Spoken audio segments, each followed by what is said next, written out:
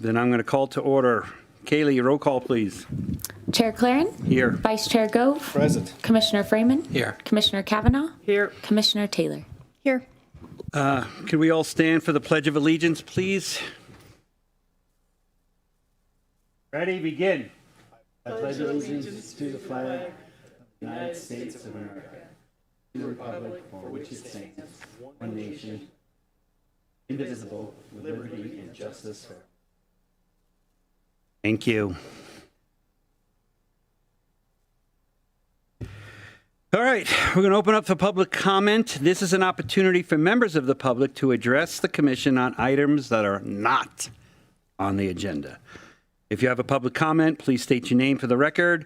Comments are limited to 3 minutes. Don't all rush at once. Seeing none, I'm going to close public comment. Item 5, approval of the minutes. November 21st, 2023. Commissioner Freeman was absent, so he must abstain from voting. Other than that, I need a motion, please. I move we accept the November 21 minutes. Second. Can I have a roll call, please? Chair Claren? Aye. Vice Chair Gove? Yes. Commissioner Kavanaugh? Yes. Commissioner Taylor? Yes. Commissioner Freeman? Abstain. 5.2, December 19th, 2023 minutes. Can I have a motion, please? I'll make a motion. Thank you, Dan. Second. Thank you, Carl. Any discussion? Roll call, please. Chair Claren? Aye. Vice Chair Gove? Yes. Commissioner Freeman? Yes. Commissioner Kavanaugh? Yes. Commissioner Taylor? Yes. All right, we're going to move on to item 6. Public hearings, minor review, 6.1. Planning application 0157-12885 Zurich Place Office Development Permit Time Extension. Staff presentation will be Chantel. Good evening, Commissioners. Tonight I'm here with Planning Application 2023-157, and this is a time extension for the already approved 12885 Zurich Place Office Building. So tonight, our major discussion topics will be centered around whether or not the project remains consistent with the current development code and the 2040 general plan. And can the commission make the required findings to approve the requested time extension?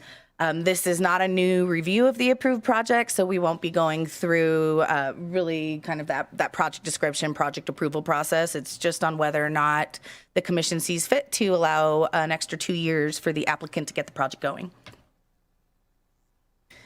So the project is located in Tahoe Donner. It is called 12885 Zurich Place because at the time of the original project, that was the address.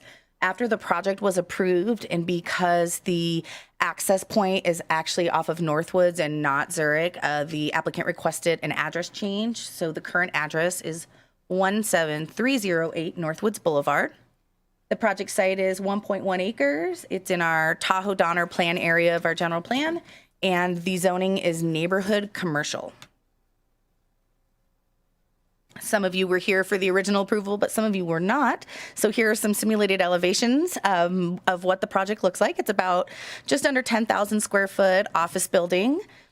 It is proposed with corrugated metal siding, dark and light bronze, cedar. There's a third floor deck and a bocce ball court proposed for some kind of recreational outdoor activity for the workers or for people that will be at the office building.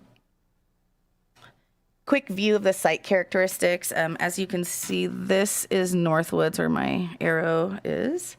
So the entrance is off Northwoods. The parking is to the side and rear of the building. This would be Zurich out here. And here is the building location.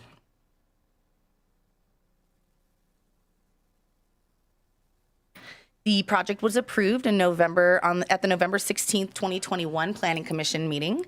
The approvals were for a development permit, and that's for projects with 7,500 square feet or more floor area and or 26,000 square feet of site disturbance. and there was a sign plan for the signage for the multi-tenant site. The project approvals expired on November 29th. However, a time extension request was submitted prior to that date. The Planning Commission was the review authority for the original project, so the Planning Commission will be the review authority for the time extension. And there are two findings to make when we're looking at a time extension. The first finding is that the permittee has made a good faith effort to exercise the permit and has exercised due diligence in seeking to establish the permit. And then the second one is the land use permit and the use are in compliance with the codes in effect at this time.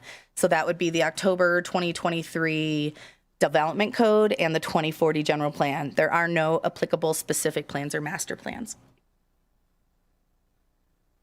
So the first finding, the applicant submitted a letter of justification, and I've spoken to the applicant many times over the course over the last 2 years. The applicant has experienced delays, so just kind of associated with financing, construction, and finding tenants for commercial or office use as such, and is still working on that.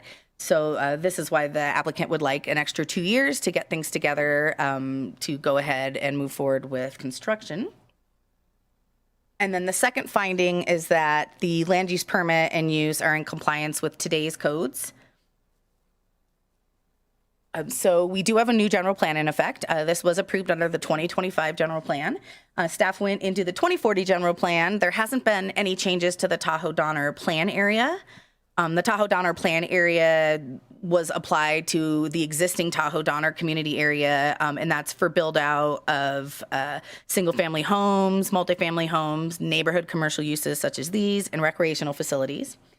There's many goals and policies of the new plan that support this project, infill development, including commercial centers. So this is a neighborhood commercial use centered around lots of residential development. So hopefully providing jobs and services for those that are located nearby. Complete neighborhoods, also speaking again of local commercial uses. Neighborhood centers, this actually is specific to many neighborhood centers, including Tahoe-Donner. So this would be one of the neighborhood center areas. And staff believes that this is a high quality design. They're using high quality materials.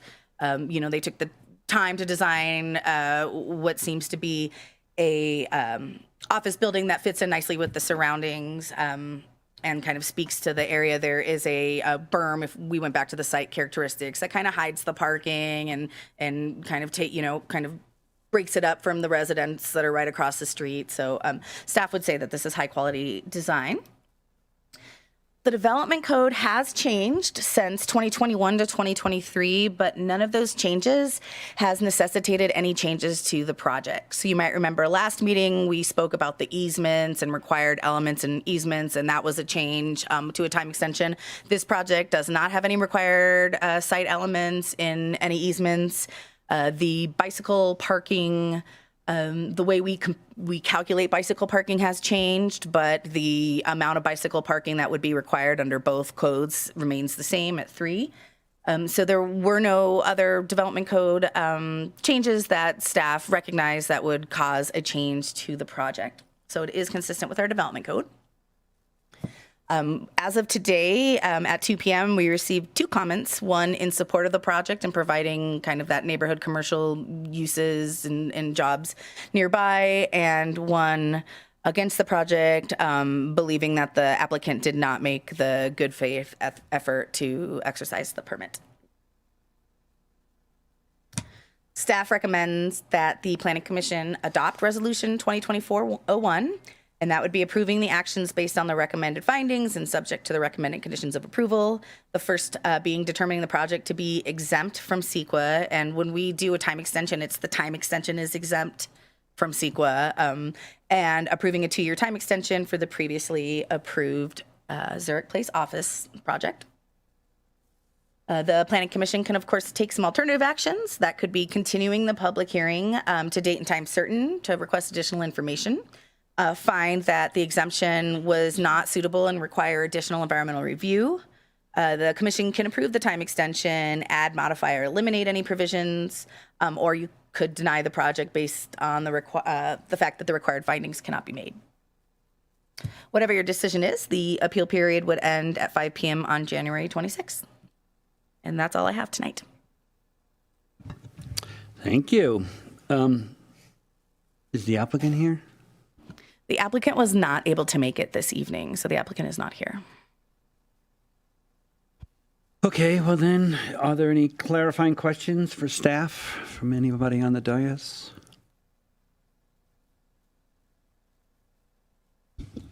I got a staff question. What does it take to change our entitlement approval process to 4 years instead of 2 years for all projects? As we seem like we're reviewing a lot of time extensions. Sure, I think the last, 4 or 5 years have been difficult to navigate, I think, for people with permits. I think the official way would be to have town council direct staff to bring a change to the development code to the planning commission for review. Okay. I will just add, is that I'm not sure exactly how the 2 years came about, but we do have, one thing to think about is not just our development code or general plan, but every time we have a time extension, we route it out to other agencies. And so fire code and building code and other codes change frequently. And I have a feeling that that's where the 2 year time period comes in, just to make sure that they don't, end up at the building permit process 4 years down the line and having to redesign for fire access or, different building codes. So that may be an issue, but that is definitely something staff can look into if we're directed to. Thank you. I'm going to open up for public comment, strictly for item 6.1 on the agenda this evening. Is there any public comment? Seeing none, I'm going to close public comment. Deliberation. Or a motion. Move we give him the extension. I think we should give him the extension. It's been a tough couple of years.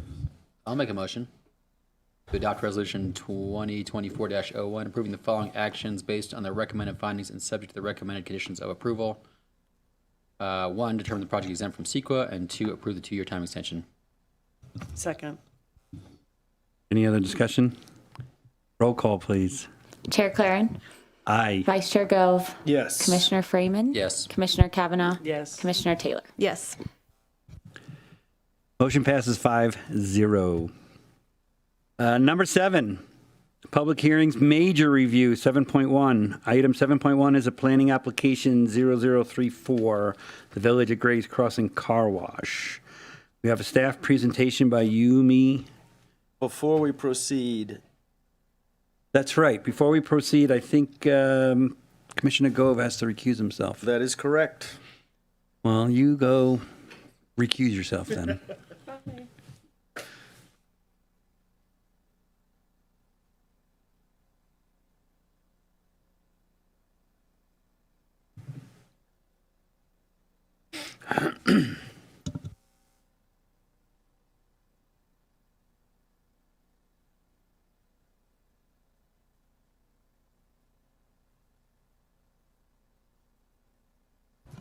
All right. Do we need further explanation on that?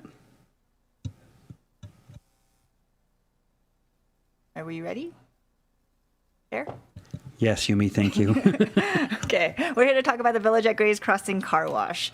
Just to give you an idea of where the project is located, it's located in the Village at Grays Crossing, which is located on the east side of 89 North between Prosser Dam Road and Hennis Flats and those two roundabouts. It's located in the 2025 general plan designation of a Grays Crossing specific plan area. It's in the neighborhood commercial zoning district, and the site is almost 1 acre. Just to give you a little background on the history of the Village at Grays Crossing, it spanned back to 2004, which is when the specific plan EIR and development agreement were approved by the town council, along with approximately 39,000 square feet of office retail space with 21 live-work lofts, a 120-room lodge with 5,000 square foot conference facility, a community cultural center, 1,800 square foot service center and service station and convenience store, and 48 attached housing units with a church site. In 2006, that project never came to fruition. So in 2006, a new village design was approved with 33,000 square feet of commercial, 7,400 square foot grocery store, an 8-pump gas station, 24 townhomes, 23 live-work units, 8 condos, and a bunch of parking. And then in 2007, the Planning Commission reviewed the project again. There were some design changes made to the project. So they approved a similar project with some changes to the size of the grocery store and the commercial buildings, but pretty much the same project with some architectural changes. And then in 2011, the permits expired, and 17 of the 24 townhomes were constructed, but no other components of the project were constructed at that time. So in 2019, that's the most recent iteration of the project that's before you, that's under construction right now.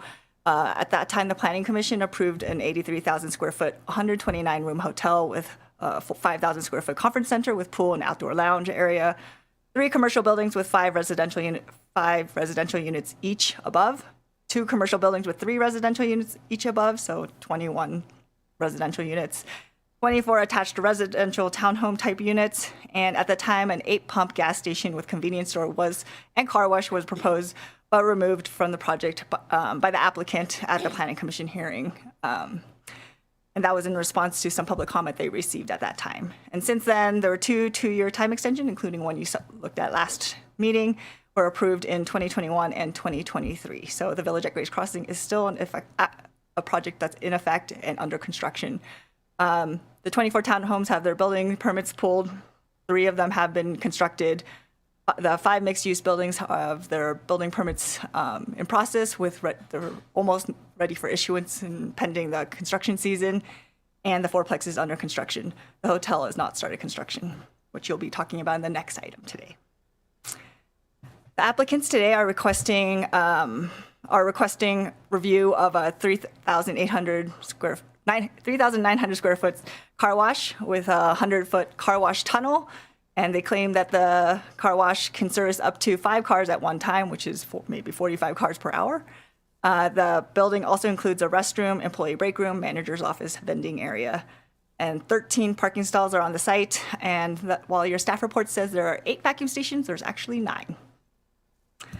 The project description includes, this is the floor plan of the project. It's a 1-story project. The tunnel is the main component of the project that you can see on the upper portion of the floor plan. There's an equipment area, vending area that's accessible from the exterior, restroom, manager's office, and a small customer area that's on the north side of the building. Here's some elevations of the building. The upper elevation is the entrance. So on the northern side, the lower elevations, the parking side. So the side you'll see on Edwin Way. The elevation on the top here is the exit, which is on the south side of the building. And then the lower elevations, the one you would see along 89 North. Here's rendering for your review. You can see that there's a vacuum enclosure building at the front. That's that small building that's ancillary to the main building. And then the vacuum stations are shown to the right. And then this is the entrance to the building, and then the exit. So today the applicants are requesting a development permit amendment to the underlying Village at Grace Crossing project. So as part of the whole rest of the Village at Grace Crossing, which included all of those components, residential and mixed use projects combined. And that's because there's the development permit is for the cumulative disturbance of over 26,000 square feet and gross floor area over 7,500 square feet. So Planning Commission's role begins with the baseline understanding that the car wash use is a permitted use in the Grace Crossing Specific Plan Village Center, as you can see in that image on your left, on the left of the screen. And the Planning Commission is here to ensure consistency with the Specific Plan and Development Code standards, ensure consistency with the 2025 General Plan, since this was deemed complete before the 2040 General Plan was adopted, and then review the site layout and design of the project. Overall, staff has found that the project is consistent with the majority of the development standards within the specific plan and the development code, but there's a few items more in the guideline area that staff has identified for consideration for Planning Commission's consideration, and that includes design, so some architecture tweaks of the vacuum stations, vacuum enclosure, and then the payment kiosk, and then exterior lighting and noise have been identified as potential concerns that could be addressed. So because the use is considered a permitted use, staff's focus for the project was on improving the design of the project, and the use itself is challenging since it's a tunnel. But the applicants have made some strides in trying to meet the intent of the design guidelines. So the image on the left shows the initial submittal, which has one long singular plane for a roofline. The image on the right shows what is being submitted today for Planning Commission's review. So there's been some architectural changes, and staff's opinion is that they have made some changes, but there could be some smaller tweaks that could be addressed by Planning Commission. The one minor design change that staff is recommending today is to look at the northeast corner, which is the northeast corner forehead is what I called it in the staff report. And I did want to note that in the staff report, I wrote southeast in the condition of approval. It's actually the northeast. So in terms of the building itself, the one area that we're looking at is this section. We think that there could be some additional consideration to look at the proportion of that forehead, maybe lowering the height of the building or raising the glazing to maybe make that forehead a little less prominent, make it a little more proportionate. So we're proposing condition of approval number 56, which would revise the northeast corner of the building to lower that roof height or extend the glazing with awning upward, reduce that blank expanse. And that's the only small change that we're proposing to the architecture of the main structure. So in terms of design of the vacuum stations, staff requested as part of the conversation with the applicants that the applicant consider integrating the vacuum stations into the architecture of the main structure. They proposed a white factory awning that you can see on the rendering at the bottom. But staff is recommending removing the shade structure from the 5 spaces along Edwin Way, but requiring more architecturally compatible shade structure for the units closer to the building to reduce visual clutter. While not necessarily the best and the most beautiful architecture on the north, it does show that there is an opportunity to do an actual architectural component to the project that maybe integrates more with the architecture of the building. So an example that we provided is one that we see on the upper right-hand corner of the slide that shows the actual structure rather than relying on small awnings that I'm not 100% sure if they're snow rated or not. But if the Planning Commission believes that the factory shade structures are appropriate, Planning Commission may consider if other colors would be more appropriate than the white, or maybe Planning Commission would like the vacuum stations near Edwin Way to be removed or to be reduced. But overall, right now, in your resolution, staff is recommending condition of approval 57, which would remove the shade structures from along Edwin Way, which I believe the applicants are already considering. For the 4 vacuum stations located closest to the main building, requiring incorporation of an architecturally compatible structure that is up to 10 feet tall. And then the design of that vacuum station would be in concert with staff and the community development director, ensuring it's consistent with the main building. Additionally, with the vacuum enclosure, we had concerns about the location of the vacuum enclosure and the blank wall. Originally, the vacuum enclosure was closer to Edwin Way. The applicants have made strides to move the building closer to the main building, which is more aligned with our design guidelines for putting utility structures closer to screen them from the public right-of-way. However, the location of the building and the blank expanse of the building, mostly because of the use of the vacuum enclosure being for vacuum pumps, does create a little bit of a visual inconsistency. So Planning Commission may wish to consider some alternatives on how to make that a little bit more screened. Staff is recommending currently that to add mid-level evergreen shrubs to screen the blank facade year-round, which would be in addition to the maple tree that they're proposing and some buckwheat, which is low-level ground cover. So any other alternatives, some considerations could be trying to integrate it more with the building, clustering it with the trash enclosure, or relocating it to some other location that staff hasn't identified. And as for the payment kiosk, the town's development code right now does not have specific standards for payment kiosks, but we do have standards for drive-in, drive-through signage. We do allow for menu signs, one menu sign that is 24 square feet or less with a maximum height of 6 feet along the drive aisle. It also cannot be, must face away from the public right-of-way. And the development code also prohibits electronic reader board signs, animated or moving signs, and signs emitting audible sounds. So while we don't have anything specific to a payment kiosk, we use those standards to help guide how we would review this payment kiosk. The applicants are proposing right now 2 payment kiosks near the 2 queuing lanes, as you can see in the red circles at the top of your screen.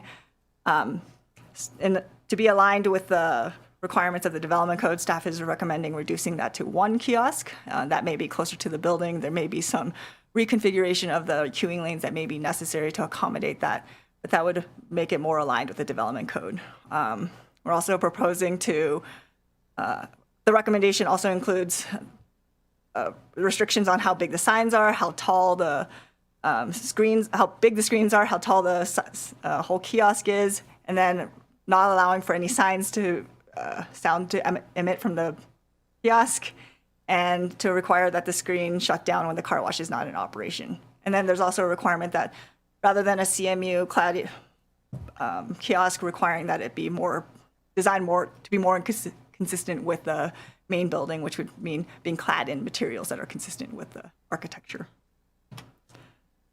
Additionally, the applicants are proposing a polycarbonate door, and this door is necessary this will be at the exit of the tunnel, and the door is necessary to reduce the sound of the dryer or the car wash when you're exiting the tunnel. The development code and the design guidelines for this grades crossing specific plan identify that plastic or vinyl or similar materials are typically considered inconsistent with the town's design guidelines. Staff would say that polycarbonate is similar to plastic or vinyl. However, having an opaque door at the end of a tunnel may be uncomfortable for a user of a car wash. So rather than deny or recommend that the polycarbonate door be changed to an opaque door, staff believes the polycarbonate door may be appropriate. So no condition was applied, but Planning Commission may wish to consider if an alternative material is more appropriate. Additionally, exterior lighting is also identified as a concern with this car wash use. Staff has proposed 3 conditions of approval, in addition to the standard exterior lighting conditions of approval, which require that light cannot trespass beyond the property lines and that there's a specific maximum of lumens that can be used for the project. These 3 conditions of approval include 57, which requires that vacuum lights are only on when the vacuum is in use with an activation switch and the lights are on motion detector.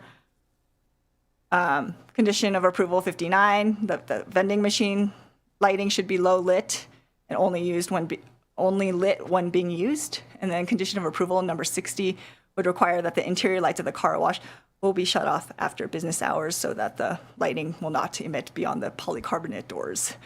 Additionally, staff notes that the applicant has also agreed to limit the hours of operation from 7 a.m. to sunset, which may limit the amount that lighting will impact the neighbors.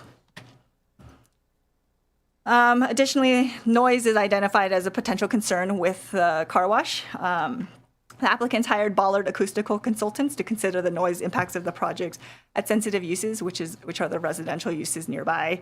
They identified that the main cause of noise at the car wash would be the blower arch assembly at the end of the car wash cycle.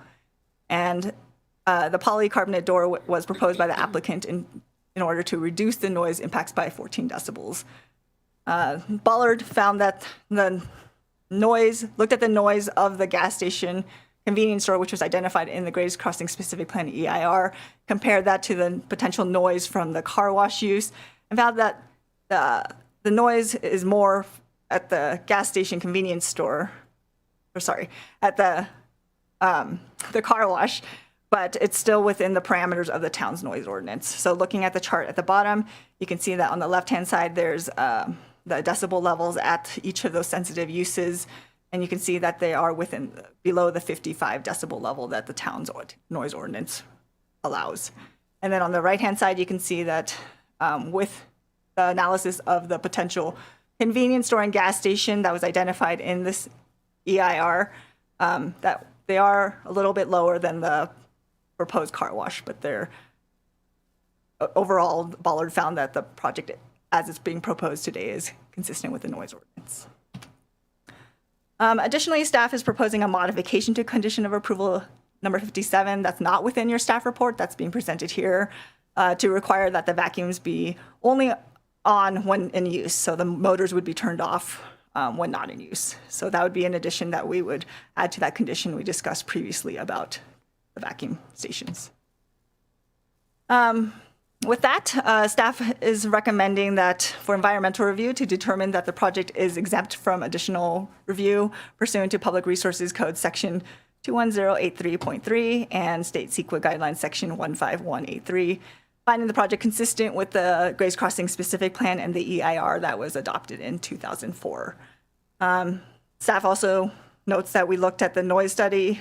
With that noise study from Ballard, we found that the noise generated from the car wash is within the limits of the town's noise ordinance.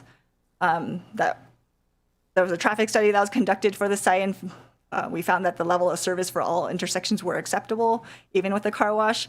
And then the emissions study that the applicants put together identified that the overall emissions air quality impact is estimated to be 14% of the gas station, so less. We've received many public comments, about 80, since the application was submitted. So there's been activity since 2022 when it was originally submitted. The majority of those applications or public comments are opposed to the project, and they have requested additional environmental review, more time to review the application. There's concerns about traffic, noise, wastewater, chemicals, and equity with the nearby neighbors. We did get 2 letters of support identifying that car washes do save water and prevent wastewater runoff. And then 1 comment just requesting that night sky compliant lighting and vacuum station, requesting that the project have night sky compliant lighting, and then that the vacuum station be relocated to the west side along 89 North. We're also staff is proposing a slight modification to the project description to identify that this is a self-service car wash, just to be clear. This is not no employees are there detailing the car or providing service on site to vacuum your car.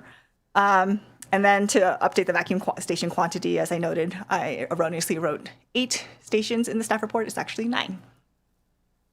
And then today, staff is recommending that Planning Commission adopt Resolution 2023-11, determining the project to be exempt, as stated previously, approving the project amendment to the development permit, including the proposed changes as noted in the presentation to the project description and the vacuums, and then some minor grammatical changes that were provided by our planning commissioner.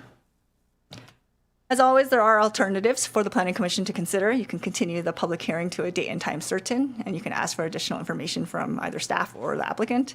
You can add or modify the conditions. You can deny the project on the basis that 1 or more of the findings cannot be made and require additional environmental review. So, should you take action tonight, the appeal period for the project would end on January 26th at 5 p.m.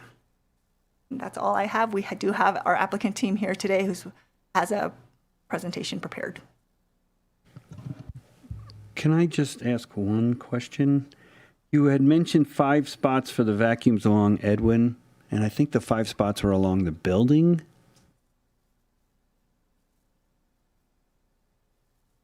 That's correct. I think I confused myself multiple times with that today. Okay, making sure I can count.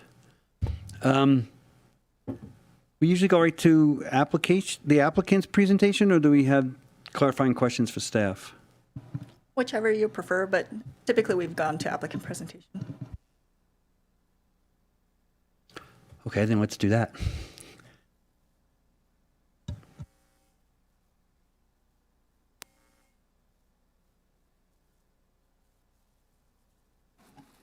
There we go, light screen. Martin Wood, Principal SCO Planning and Engineering. I'm here with John and Matthew Abate from Grays Crossing Investments, the owner of the property. Also, Eric Gonsalves with Siteology is also here. So we're going to give a kind of a quick presentation. I don't want to be too duplicative of staff. And then hopefully we can answer any questions you have. Let's see here. Do we have the remote, or are you going to forward them for me? Okay, go ahead. So this is the overall site plan. So as Yumi kind of described on the site, our main access comes off of Edwin Way, and that access lines up with Jake's Way, which is the loop road that you've probably seen constructed out there for the townhomes.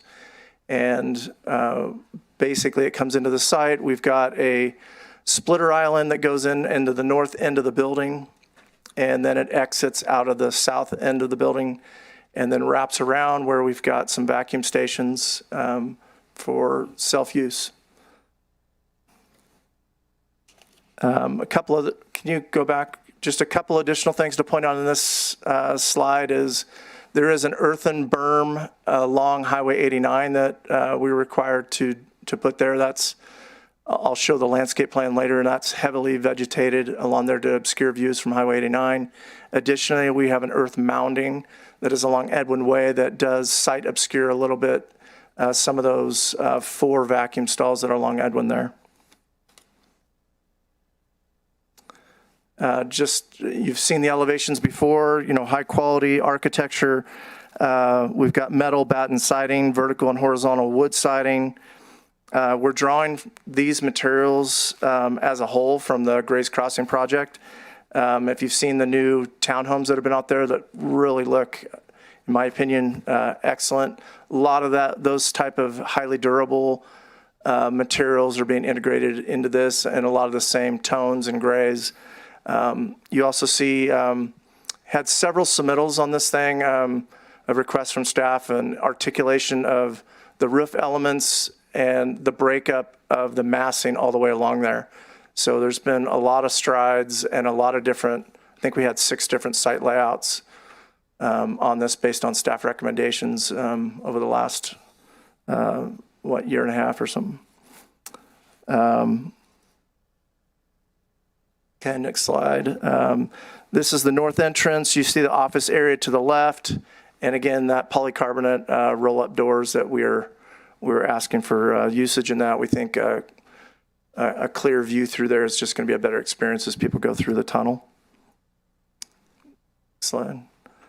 This is the south exit elevation, similar elevation, but we vary the materials and we've got some different roof heights. Again, consistent with what we see in Truckee, right? A high expectation on architecture, and there's a lot going on here on this building to add interest, variation of materials. Basically, every view is a little bit different, adding interest and creating a pleasing view, not only from Edwin Way and the adjacent ownerships, but for filtered views that might see through the trees and the location of where it sits.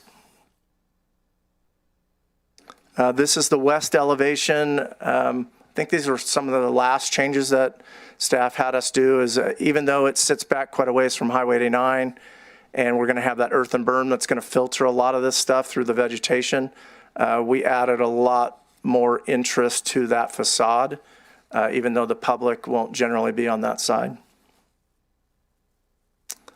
Here's some perspective views. You can see the parking and the vacuum stations.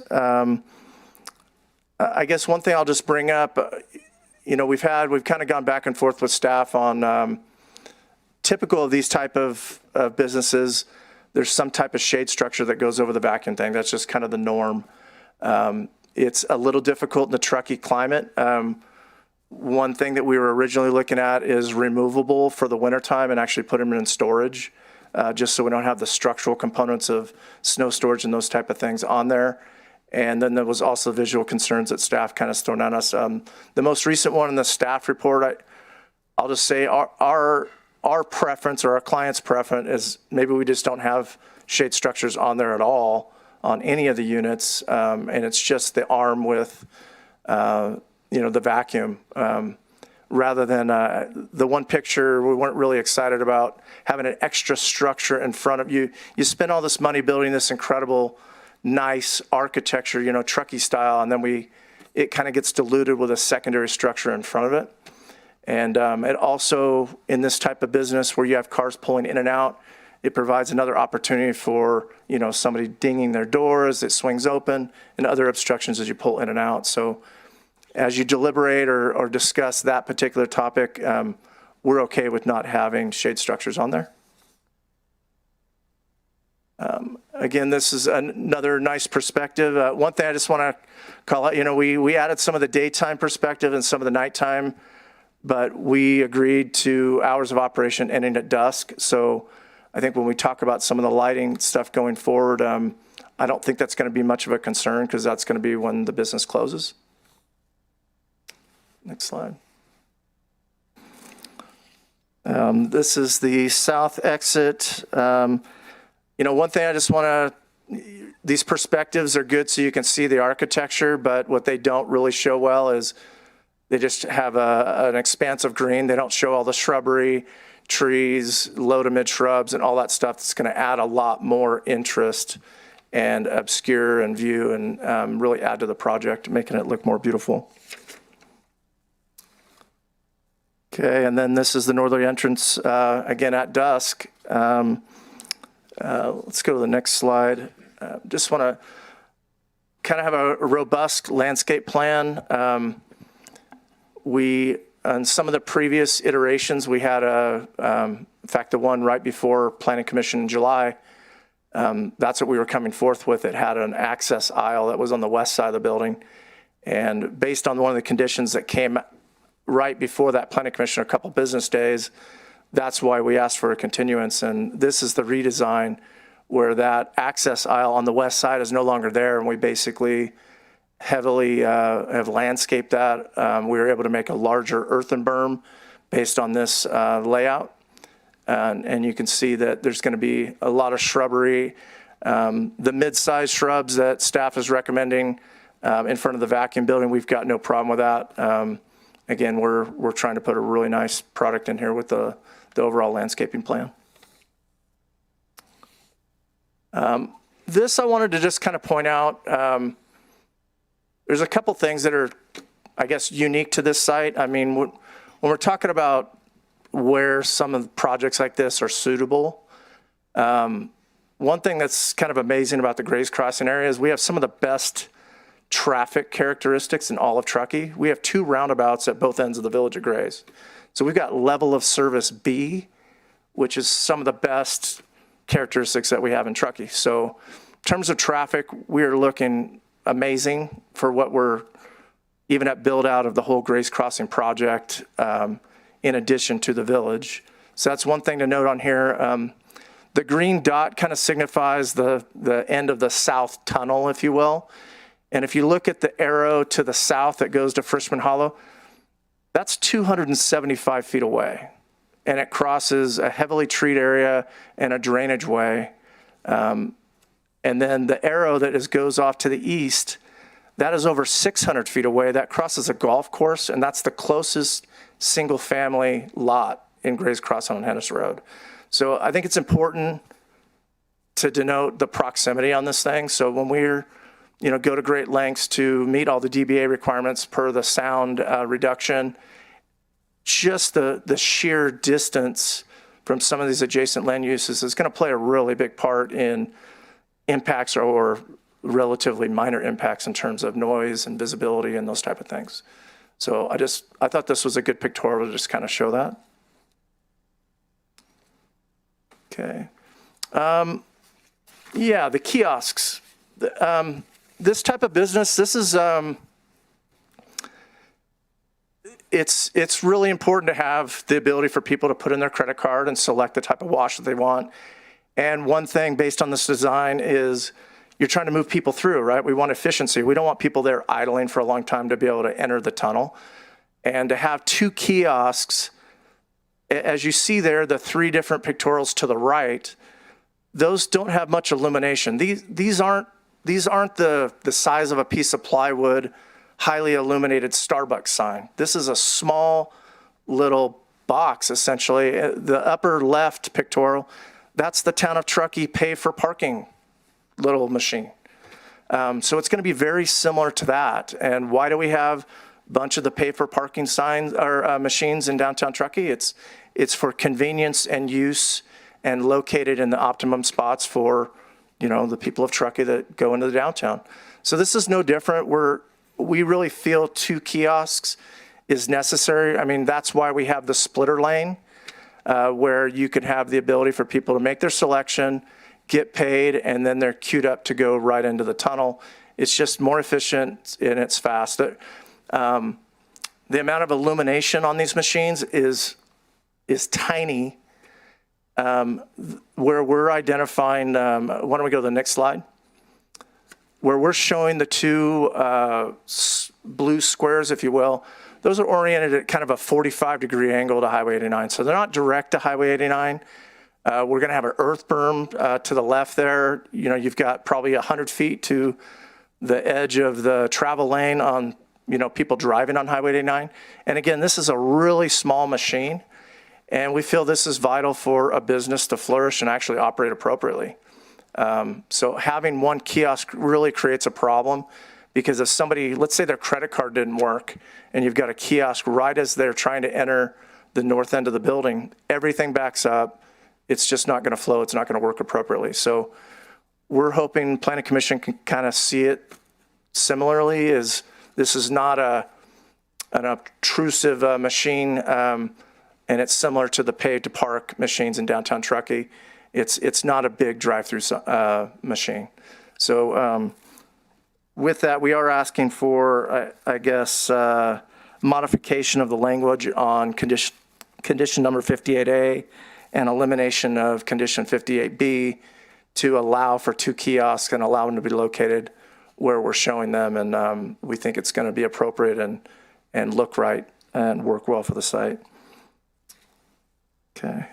And this next slide. So, yeah, we appreciate staff's thorough staff report. We're generally in agreement with the staff report. This site, you know, we've gone through great degree of detail back and forth with staff to make sure that we're consistent with everything in the specific plan and the development code. This is allowed by right. It's written right into the zoning. That's what zoning's all about.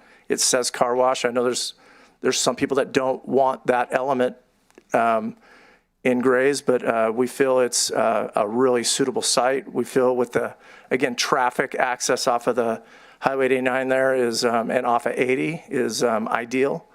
And with those modifications to condition 58A and B, Yumi, can you bring up, what's condition 57 again? I didn't quite catch that. I guess you guys are saying that the vacuum system has to shut off when they're not being used. And the only concern I have about that is, and Eric, you can correct me if I'm mistaken, but the reason these systems are designed this way, that's the reason there's that separate room that is basically sound deadening that has the vacuum systems in there that run. It keeps that negative air pressure inside that room. So when somebody goes up there, the old school method used to be that you had separate vacuums at each station outside.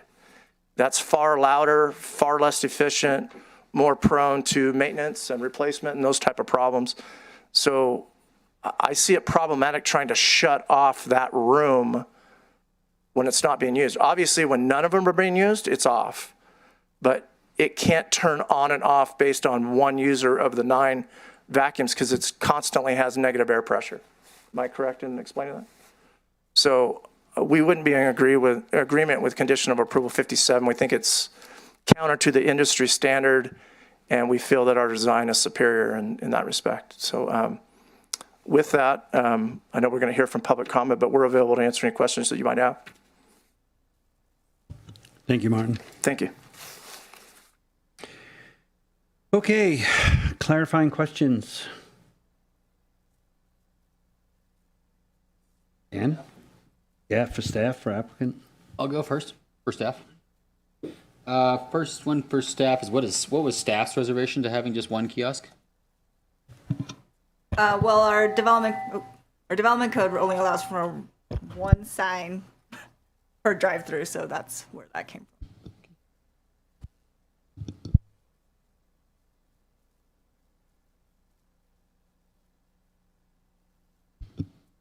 I could run the rest of these by the applicant.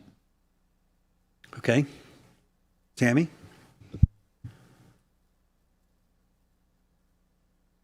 I think mine are mainly applicant oriented as well. Coral?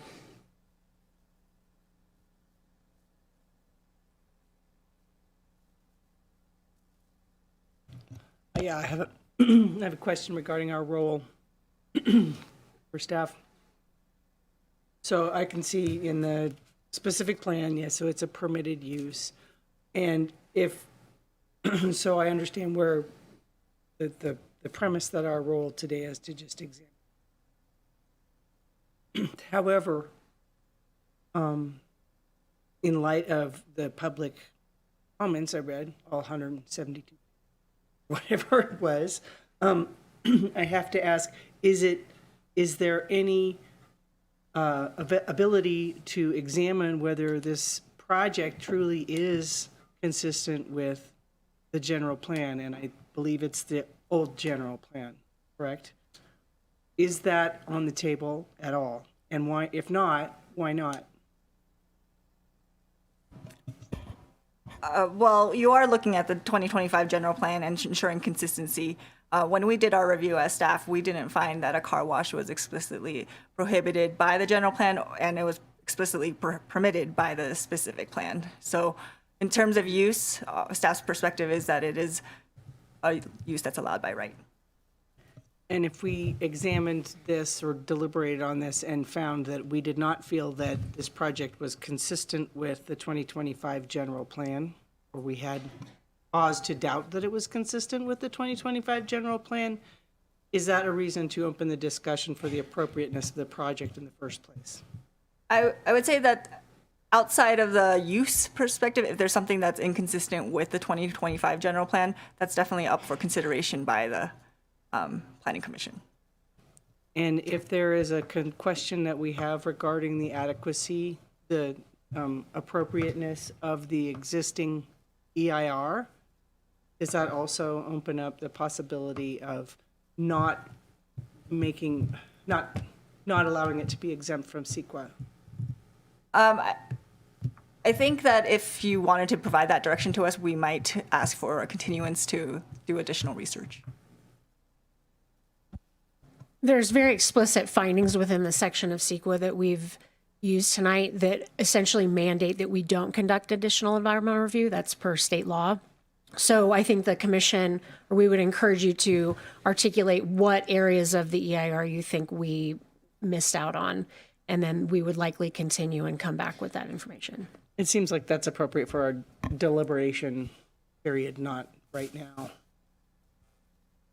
I think the rest of my questions are either for the applicant or just things I want to bring up during deliberation. So my questions are, what findings are we making this evening? What are the findings we're looking at? For the development permit, it's primarily about the consistency with the development code, the general plan, the specific plan, looking at ensuring that the project is consistent with the design guidelines of the Grace Crossing specific plan and the development code. So ensuring that that's where your discretion lies, in the design and the site layout. Okay. I've got an off question I'm going to throw out there, but if the applicant went through this whole process of changing from that bread box that they originally submitted to the project that's in front of us now, why are we deciding if there's a window in the forehead or not? Why leave that one piece to the commission when you guys kind of had the rest of it planned out? I'm confused on that. There's a certain, like the applicant mentioned, there were many iterations of the design. At some point, we thought it was ready for Planning Commission's review. There was one minor tweak that we thought could benefit the project, but thought that it could just be identified as a condition of approval and brought to Planning Commission for consideration. Okay, thank you. Okay. Clarifying questions for the applicant. I'm going to go in the same order. Dan?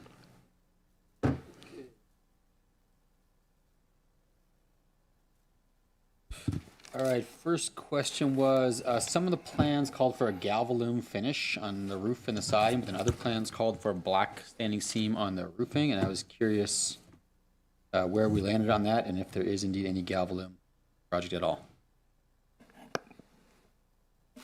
Matthew? Standing seam roofing? And not galvalume color. No, I think we ended up with black on the roof. Is that Okay. correct? Yeah. If you have a preference, but I think we're black. We're texting the architect right now who wasn't able to be here tonight. I'm doing a project right now. We're installing galvalume on it, and it is a funky, weird color. Gotcha. I would discourage it. And I was curious on The paint color on this vertical metal siding on the screen, they had a color called out. I went online and looked it up. It looked a lot darker, so I was curious. I've just found that light colors draw attention, and I don't think anyone wants to draw more attention to this project. And so dark colors. Yeah, I think generally staff had the same opinion, and I think we were in agreement to go with darker colors.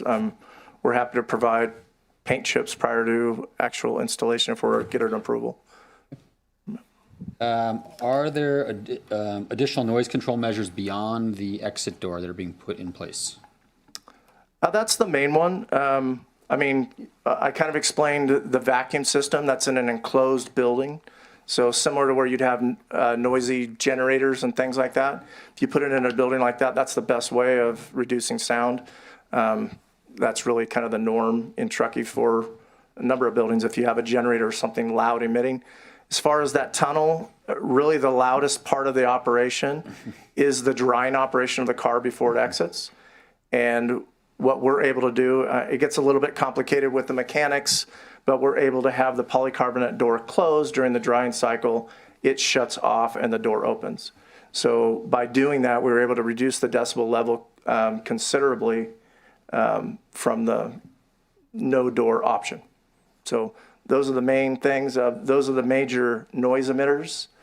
Again, probably the closest residents, if you will, to the site are our developer's own units, the fourplex, which we were, we had the sound consultant look at that, as well as the townhome on the east side of Edwin, as well as the apartments to the south, again, 275 feet away. And then the first single-family detached residence is across the golf course, which is over 600 feet away.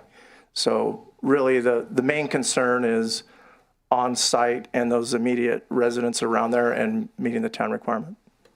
Yeah, I looked at the sound data. It didn't appear like it was that loud. It was under 60 decibels. Yeah, they've come a long ways. Again, one thing I didn't really stress in our presentation, but the reason these projects are so popular, and you see them in a lot of communities being built, is they're extremely efficient with water. They're extremely, they're high tech. They're a lot better in terms of sound and efficiency and overall quality experience for the end user than they used to be. They've come a long ways, and that's why these are popular. I was looking at the hours of operation, 7 a.m. to sunset, and I'm curious, sunset June 21st is 8:30 here. I don't know if that's too late, if that matters. It's a deliberation question. I think we originally, like a lot of projects, you haven't fully fine-tuned your business. Like, do you want to stay open that late on a Sunday, those type of things. We went a little bit more, flexible in our project description and original submittal. Staff came back to us and asked us to limit it to sunset. We said, or dusk, and we said, fine. So, we want to be, this to be a good business in the neighborhood. And obviously we don't want to be open when there's not people wanting to use it. So I think the lighting concerns, I think, are also limited a lot by having our hours of operation kind of end when it gets dark. So. Yeah, my next question is, why is lighting even necessary at the gas station, at the vacuum stations, if it's not operating when it's dark? One thing that I found, this is more anecdotal, but when you go to some of these operations where they have the covered canopies and things like that, or if you go to one of these things and it's a cloudy kind of day, dark clouds, but it's not raining, it's kind of dark when you're in there vacuuming your car and those type of things. So it just adds a little bit of background light. The lights that are shown in those arms, they are shielded down lights. They have a little metal edge along there that directs the light down. They're LED, highly efficient. That was the intent for these things. That's not the hill we want to die on this project. We thought it was a good design. Staff gave some comments. We look for your guys' input on that issue. How many full-time employees are there? 3. Yeah, 3, primarily. Were there any issues with any of the other conditions of approval? Quite a few. We had some of the there's a lot of conditions on the kiosks. I mean, and the first thing I'm looking at is like, look, we don't want to be doing electronic boards trying to change them to get it to do all the different things they asked. But I think what we heard back is that, it doesn't have to be bright. It can illuminate when the car drives up. We don't have to have sound. Some of those different things, we just don't want to get to the end where we're trying to build this thing and you actually can't order one that does all those limiting factors, because there was a lot of them listed. So the kiosks kind of concern me a little bit. Again, I brought up kind of the concerns just from a practical standpoint on the way these vacuum systems work. They're in that building for a reason, and they have that negative suction power that's always on and that's so you don't have to have these things outside. So I think that's kind of a deal breaker or a difficult one. Other conditions on here, the roof thing, I'm curious to see what you guys think on it. I think it looks good the way the one elevation is, but if we need to do a little bit more articulation. Again, like I said, we had about 8 different times we submitted stuff. There was probably the architecture got revised 5 or 6 times. We had 6 different site plans. We've done a lot of work on this particular site. I mean, everything from one time we had 2 access points that entered Edwin Way, that got eliminated. We had another access that allowed more stacking of cars to where it has less of a chance of backing up. I think we finally landed on something that at least staff would let us get to planning commission, and we feel that this is a really good design, and I guess that's all I can say about it. And then I had one kind of comment on the garage door. I did a little bit of research on the polycarbonate doors. I see those are pretty common for car washes. I don't know if you guys have looked at maybe a little more attractive steel door with glass or plastic panels in it. Black door that had glass panels in it or plastic panels. We're not opposed to looking at that. It's not a matter of cost. It's about, we do think it needs some light. I think that's important. And obviously we want something that's safe, tempered or polycarbonate or some type of material that's, that type of commercial use. You don't want straight glass. But yeah, we're open to looking at those type of things. And last question, how tall is the earthen berm on the 89 side? From memory, I think we get to about 3.5 or 4 feet, and then we have plantings on top of it, from memory. It varies a little bit, but we had more room with this revised layout that we were able to widen it and lift it and get a lot of plantings. That particular area of Highway 89, if you look at it, has a lot of pine trees that are actually in the right-of-way also.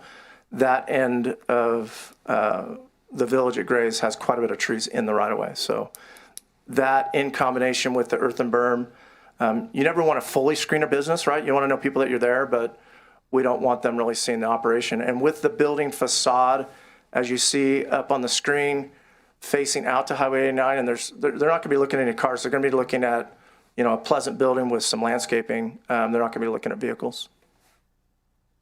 Okay, that's all I have. Okay, thank you. Any other questions from planning commissioners?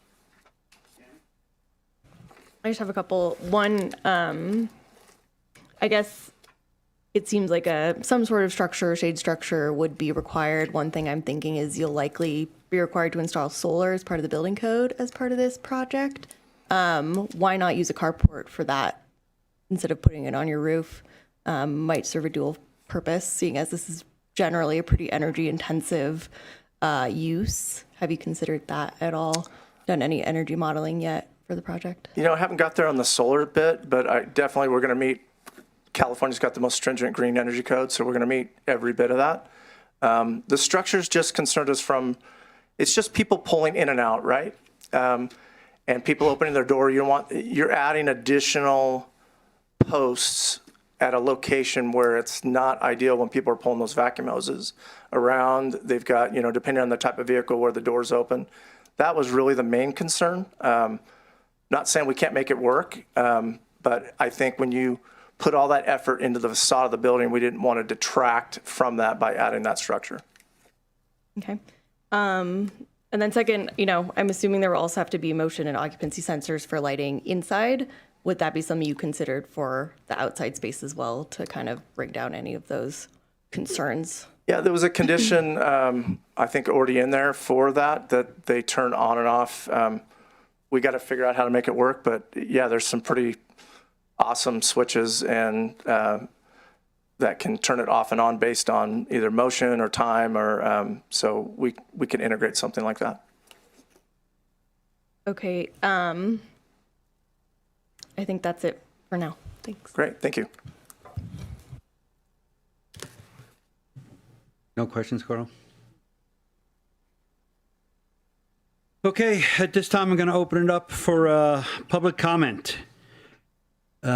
Public comment is limited to 3 minutes. There's a clock over here. Please state your name and if you haven't, fill out a comment form.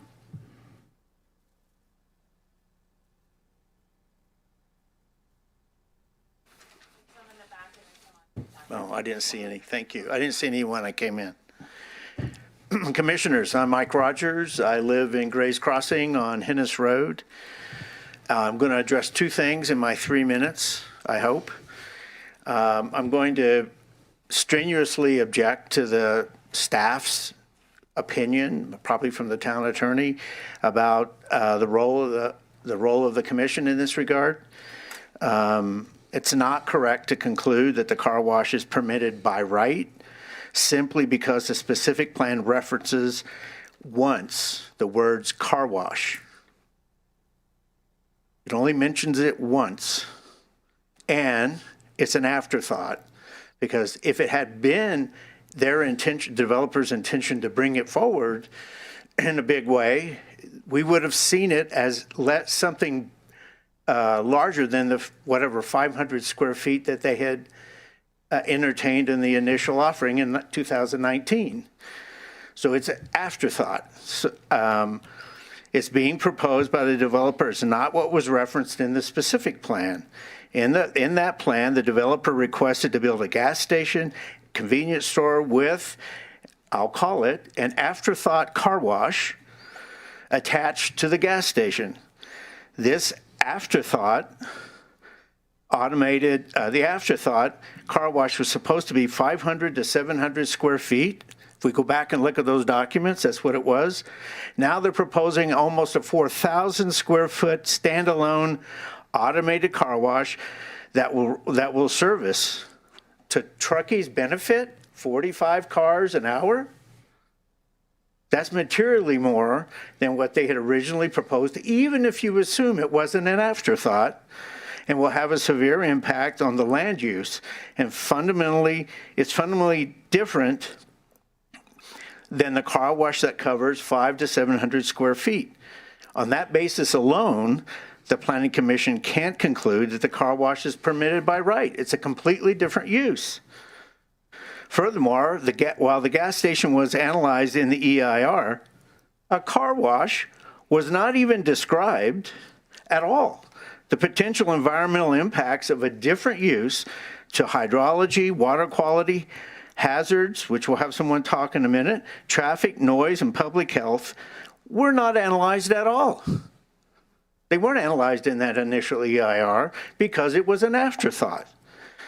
Through its own desktop noise and traffic analysis, the developer admits that the noise pollution and traffic density of the car wash is going to be worse than the gas station project because of its size.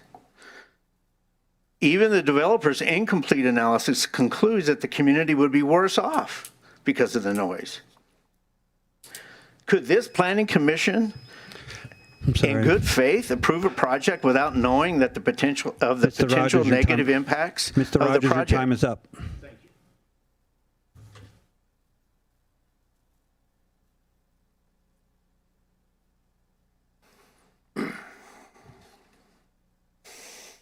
I'm Dan Dickerman. My family lives here, and I'm asking you to reject this proposed car wash. When Gray's Crossing was first proposed, there was quite a bit of resistance from the neighbors. Its one saving grace was the promise of a pedestrian-friendly retail center which would serve the needs of our community, proposing amenities like a 7,100 square foot market modeled after those in Glenshire and Tahoe Donner. This current development is already building less than half of the commercial space of the original proposal, shifting its design away from pedestrian use, and now they want to take the space originally slated for a 5,000 square foot church to use for a car wash. A similar proposal was floated in 2019, generating over 100 signatures and comments to the online petition, villageatgrayscrossing.us, and hours of public meeting commentary, all asking that this proposal be denied. This developer was urged to explore more appropriate uses for this site, and after 4 years, they returned with the most objectionable part of that proposal intact. I've submitted written details, so I'll be brief. While it may be part of a generically approved use, a car wash was never part of the original Gray's Crossing plans this community supported. It was not part of any of the proposed and approved plans from then to now. It is this commission's responsibility to decide which uses are appropriate for the specific locations requested. A car wash caters to interstate through traffic more than the surrounding community, and it generates 90 decibels of noise a few feet from multiple homes. That's not hyperbole. I measured a similar car wash, 90 decibels from 20 feet away, not 60 decibels unless like you're being sold here. The sound of my voice on this PA is 70 decibels. Have you ever been to a car wash? This simply doesn't belong so close to people's front doors. Examples of 90 decibel sound levels include power lawnmowers, leaf blowers, power tools, and so on. My favorite reference is an operatic tenor, a voice which can be heard over a full symphony orchestra filling a hall which seats over 3,000. Some of us might enjoy an opera performance for an hour or 3, and several of us have endured the noise of new home construction, thankfully for a limited time. Sure, I considered a demonstration using PA equipment or power tools or singing to you tonight, but nobody wants to hear that, and they shouldn't have to. But they're asking the residents of Hennis Flats to put up with that level of noise at all hours indefinitely. Yeah, Hennis Flats, the people right across Hennis, conspicuously absent from all of your renderings. Is this how Truckee business tortures our most vulnerable, residents on a fixed income with the fewest options? What's to be gained by endangering pedestrians with added through traffic, children who walk that route home from middle school, the rec center, and nearby buses, a few pennies of passive income, a draw for customers to a half a commercial center? This isn't Douglas Boulevard at Roseville with 6 lanes of car traffic easily sandwiched the quick quack wash between smog busters and Office Your Park. time is up. There are many better locations for this. I strongly consider you to choose one. Mike Brown, I'm a resident of Gray's Crossing on Hennis Road. The first thing is, I think, is primarily this is a residential neighborhood that we're talking about. And in spite of what the developer has to say, I think that the idea of a good-looking car wash is pretty much an oxymoron. And I doubt that anybody in here would want to have a car wash right next to their house. But that's basically what they're putting in. This is a residential neighborhood. This was never intended to have this kind of commercial use. The traffic that they talk about, as near as I can tell from the planning department's records, the last traffic survey that was done for the area was in 2016. Well, we all know, at least in the last 5 years, the traffic has increased immensely, and anybody that drives around the 2 traffic circles in the morning and in the evening can attest to that. So I think in the very least, a new traffic survey needs to be done. The impacts of this project need to be looked at in light of the fact this project and the EIR and the CEQA report were done over 20 years ago. So we need to really take a good hard look and see whether this is still compatible with the neighborhood is. The project was pulled voluntarily in 2018 by the developers in order to get this thing approved and then given extensions without the project in here. So it's my belief, and I think it's the belief of a lot of others, and the legal element to it is this is a new project and requires a new CEQA report, a new EIR. The developer put forth in 2018 that they would do community outreach and address the problems in the neighborhood. That never happened. It hasn't happened since then. We found out about this notice less than a month ago and have had very little time to even prepare for this thing. So I think it's incumbent upon the Planning Commission to, if nothing else, take a good hard look at this thing before any kind of approval goes forward to allow the neighbors who will be affected, both in terms of traffic, noise, everything else. I don't care. I'm more than the distance away from the car wash to Highway 89, but you hear it every day. So just saying that you're adding a lower decibel noise doesn't mean that the people that are even closer to it than I am won't be affected by that noise. No noise is good noise. We live up here in this area to try to avoid that kind of stuff. So I'm going to ask that you not approve the project tonight. Thank you. Timer reset? There we go. Teresa Toller, and I'm in Grace Crossing, Annie's Loop, and I've been there for about 12 years now. And I'm not going to reiterate what Mike said, but I encourage you to read the letter that was written, why we disagree with the staff report. I encourage you to read the letter written by the owners of the Grace Crossing townhouses to why we disagree. The most thing that I really want to talk about is Hennis Flats. Hennis Flats is affordable housing. It is probably one of the longest serving affordable housing committees or communities in the area of Truckee.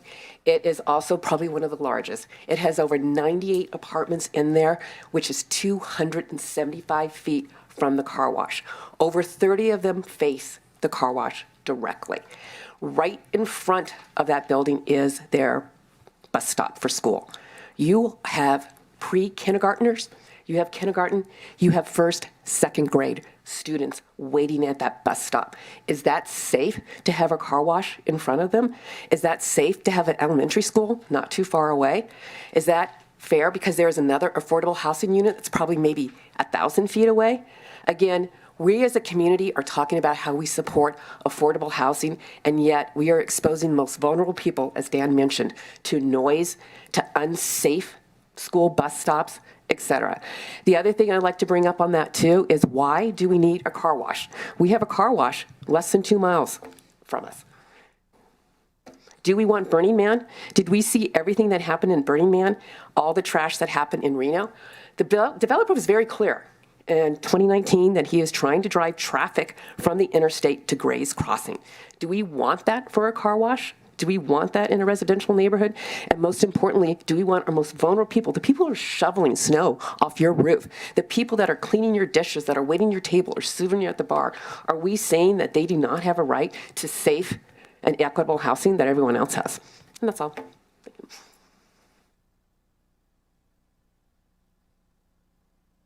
Hello, Council.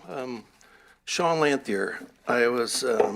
I'm a retired firefighter, paramedic, hazmat tech from the city of Palo Alto. I've been living in 12 houses down from this car wash on Hennis for the last 4 years. The primary concern involves the hazmat and health environment issues with me. While hazards in double containment areas like car wash are somewhat controlled, there have been incidents, maintenance issues such as freezing, heavy mountain storms, and upkeep of drain paths. We saw what last happened last year. What do you do with those chemicals when that happens? Major potential risk for first responders in our area. 2 employees died and 4 firefighters were hospitalized in Arizona in 2021 while working and responding at a similar car wash. My greater concern lies outside the double containment area, particularly during the transportation of hazardous materials and spills, dispensing of hazardous materials after washing cars that haven't been completely rinsed and dried, driving onto Highway 89 and Edwin, then double containment areas, and then encountering snow plows expelling those hazardous materials onto a creek that's 40 feet away. That bridge that goes across the entrance, the exit of this car wash, I've configured about 40 feet away. We've seen what snow plows do. I don't know what they do with that snow-infected material, but the consequent cost and hours required to monitor this hazard would be substantial. Additionally, introduction of hazardous materials and supplies, wheel cleaner, polishes, and whatever, and et cetera, into the cleaning areas by public users, into the entirely misuse of controlled, entirely uncontrolled, potential unlabeled, leading to cross-contamination and misuse of hazardous materials. We've all seen in car washes, everybody brings their own materials to clean wheels and everything, and other uses. Potential hydrofluoric acid is one of those uses to clean wheels. Degreaser that other people bring to the material and out in the parking lot. It is critical to note that the nearest hazardous materials response team is over an hour away from this car wash. Dispatching this team would have to be facilitated by FEMA or EPA, utilizing Reno fire hazard materials specialist requires time. Time is an enormous priority in containing hazardous material incidents. I urge you to reconsider use of this space in the sake of wildlife and responders in our community. Thank you. Any questions?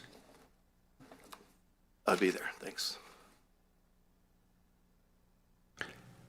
Is there any other public comment? Okay, at this time, I'm going to close public comment. Thank you all for speaking. Okay, at this point, we have deliberation. So let's start with Coral.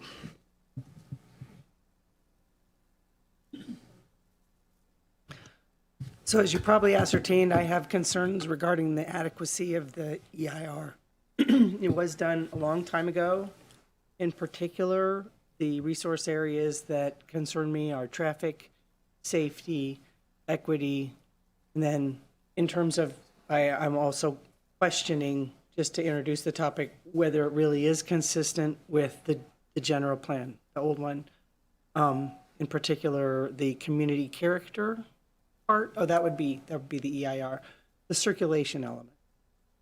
I think I saw a couple things in there that didn't seem like they made sense to me. My concerns with the traffic study in particular are that the original traffic study for the EIR was conducted, the traffic counts were done in July, not during Alder Creek Middle School season. Alder Creek Middle School wasn't built then, it is now. And any of you who've ever driven through either of those roundabouts at 7:15 in the morning or 2:15 in the afternoon know just how backed up it can be. And you got children running around and they're on bicycles. I have to assume that some of the children are coming from the Hennis Flats apartment, also from Grace Crossing and from the neighborhoods to the west as well, of course.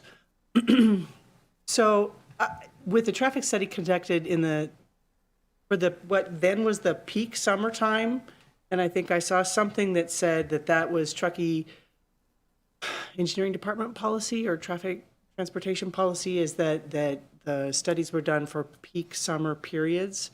I don't believe, as someone who's somewhat recently had a middle schooler there, don't believe that's really the peak period for those.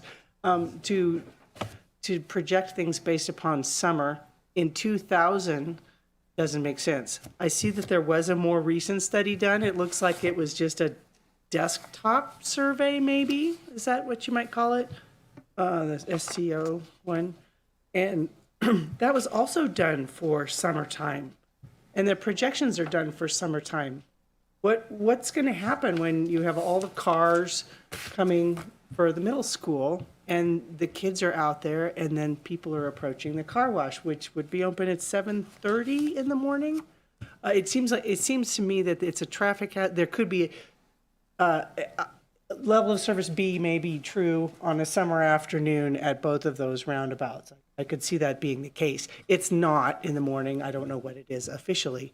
But I could see that it being a traffic impact, a safety concern, and then possibly an equity concern because of the traffic near the apartments, and because I don't know if this would be something that'd be proposed later, there are no proposed improvements to pedestrian crossing at either of the roundabouts.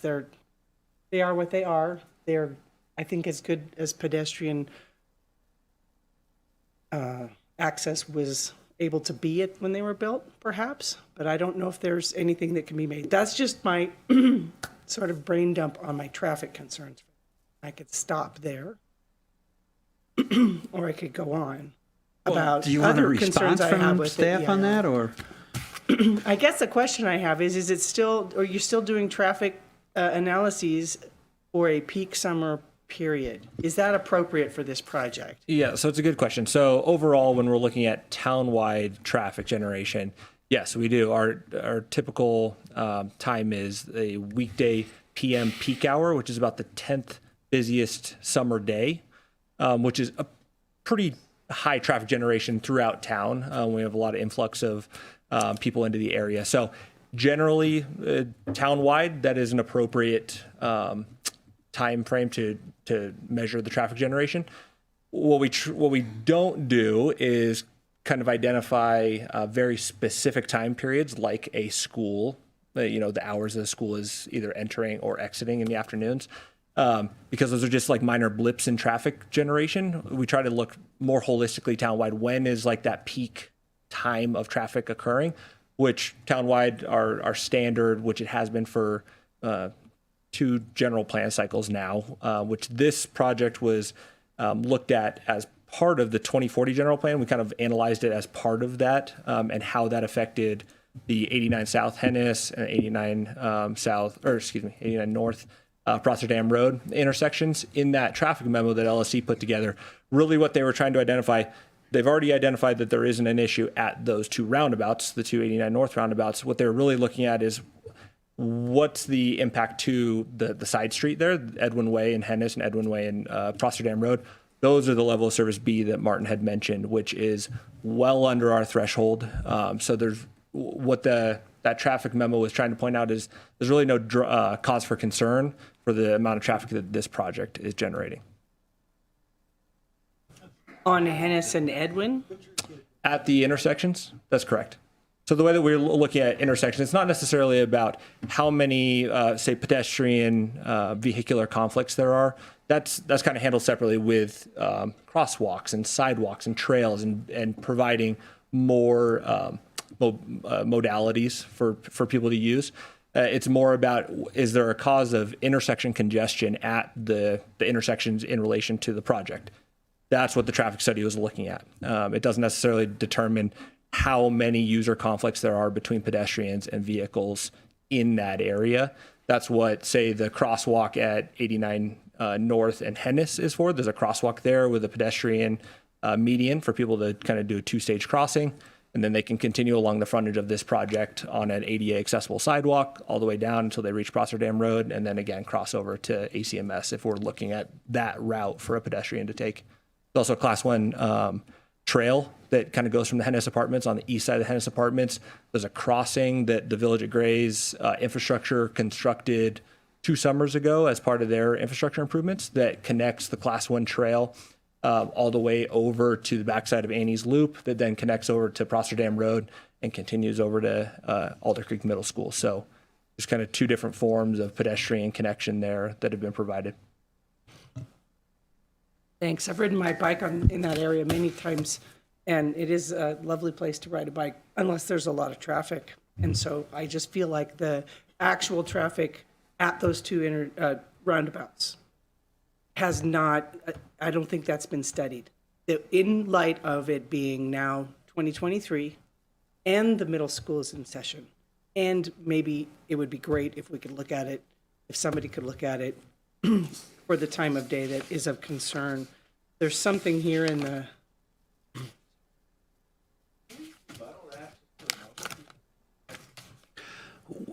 If we ask you. I'm going to say one thing and then I will ask you a question. So in the circulation element of the 2025 plan, category 3, is a traffic analysis required for a project of this size? Yes, if determined necessary by the town engineer. So it seems to me like that opens up the possibility for there being another traffic analysis if we thought that was necessary. Or no, not, if you thought it was necessary. That's a good question. So that is the traffic analysis that was provided in the staff report is the traffic study that was determined by the town engineer to be appropriate for this project.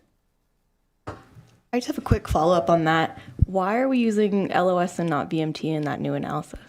Good question. So VMT is a CEQA analysis that's now is a requirement now.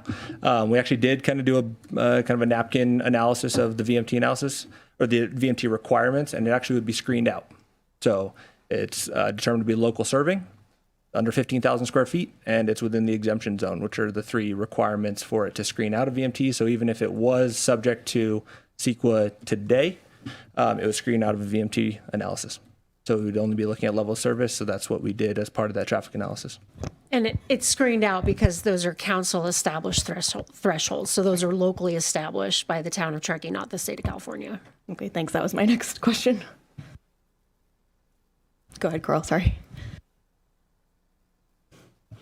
I'm working on a question to ask you so you can stand up and tell me why it's not going to be a traffic problem. Ask him. Just ask him Why that is question. this not going to be a traffic problem when the school is getting starting and let out? It's already a traffic problem.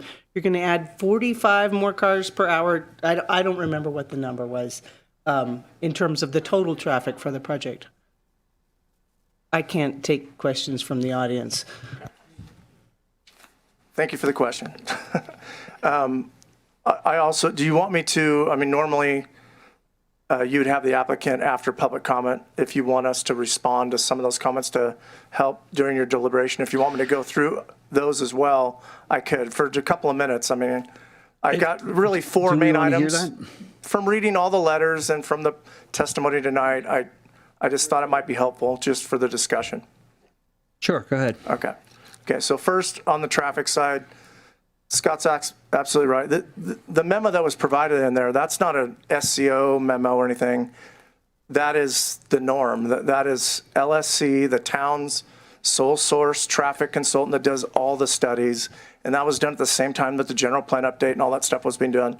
And they look at cumulative impacts of the whole community. And my only point in saying that when we say level of service B, I mean, we don't do traffic studies. If we did a traffic study and we said, you know, we want to look at 4th of July, or if we wanted to look at a certain pinpoint time in a day, every single intersection in the community would fail. And that's why the town has adopted, basically, they do all of their studies consistently and they look at the same time of day for PM and AM peak periods, and they look at that. So when I say level of service B, I'm not saying that this project isn't going to happen. You're absolutely right. We heard it in 2019 when we got this thing approved.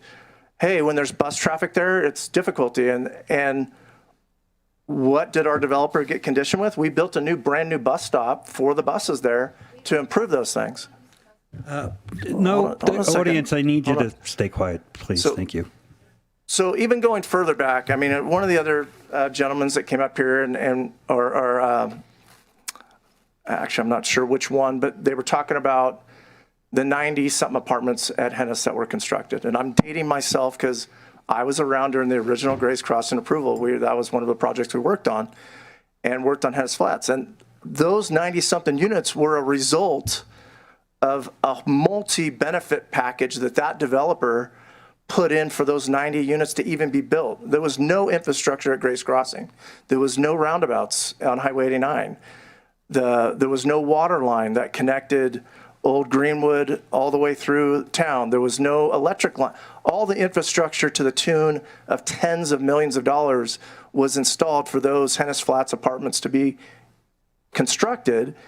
And the reason I bring that point up is it comes back to zoning, right? The original Grace Crossing project and the village specific plan, there's an expectation of certain things that could be built. Just like if we were to build our project first before all those beautiful single family, really nice houses on Hennis Road. And then we, as you know, if we had those built first and said, you know, we don't want single family detached houses out there, we'd like to restrict the size, or we'd like multifamily, that wouldn't be appropriate. That's what zoning, that's what the town as part of the general plan, that's what the developers, that's why we spend the millions of dollars in these documents that are the town documents to give a reliability to people that buy a piece of property. There's a certain expectation of what the rules of the game are.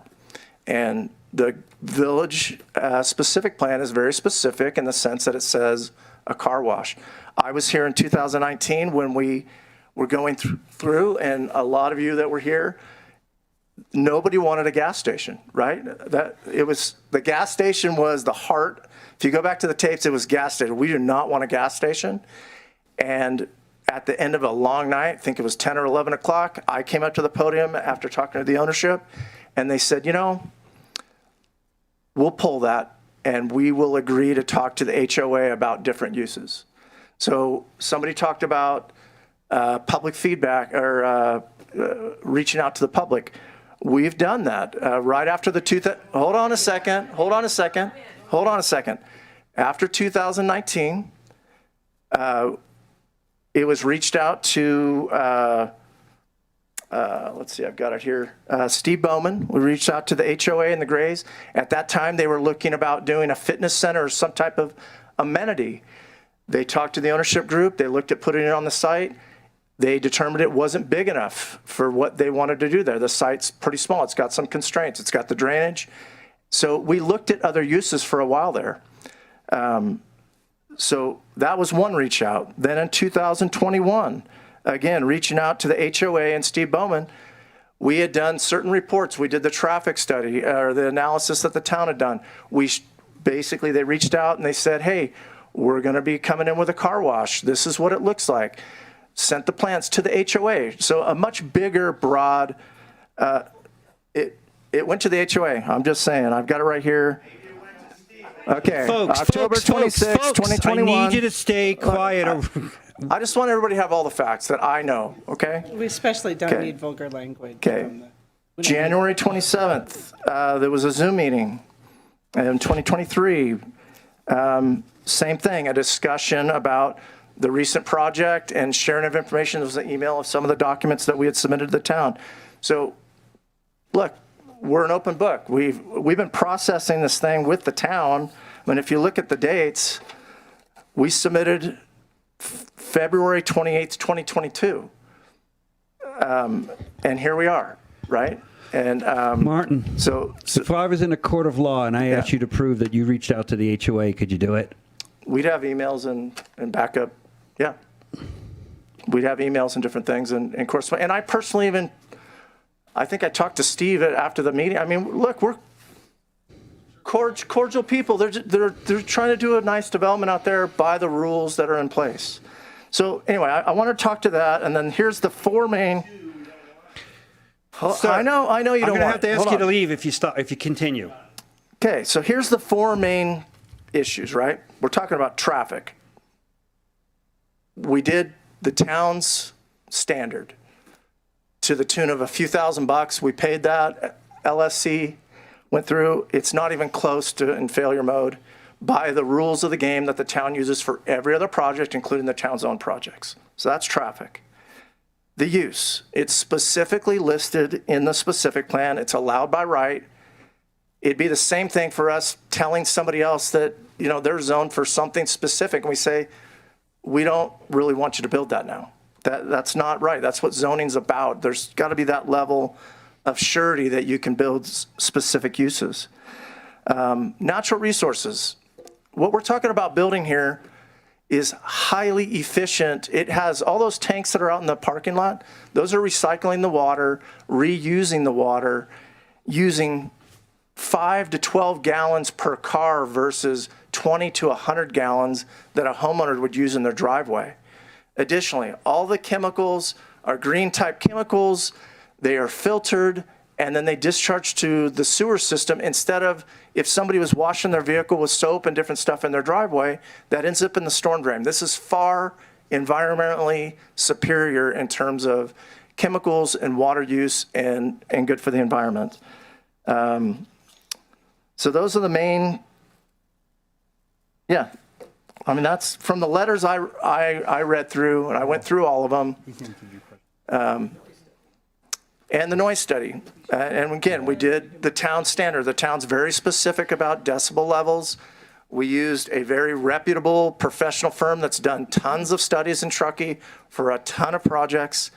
And I think we probably spent, to the tune of $15,000 between addendums, and every time we revise the project or move something around, we'd have to get the study done again. So it's been analyzed to death in terms of environmental. And let's not forget probably the $1 million that was spent on the EIR of Gray's Crossing. We can't, you guys know better than anybody how long it takes to get a project through. It takes years.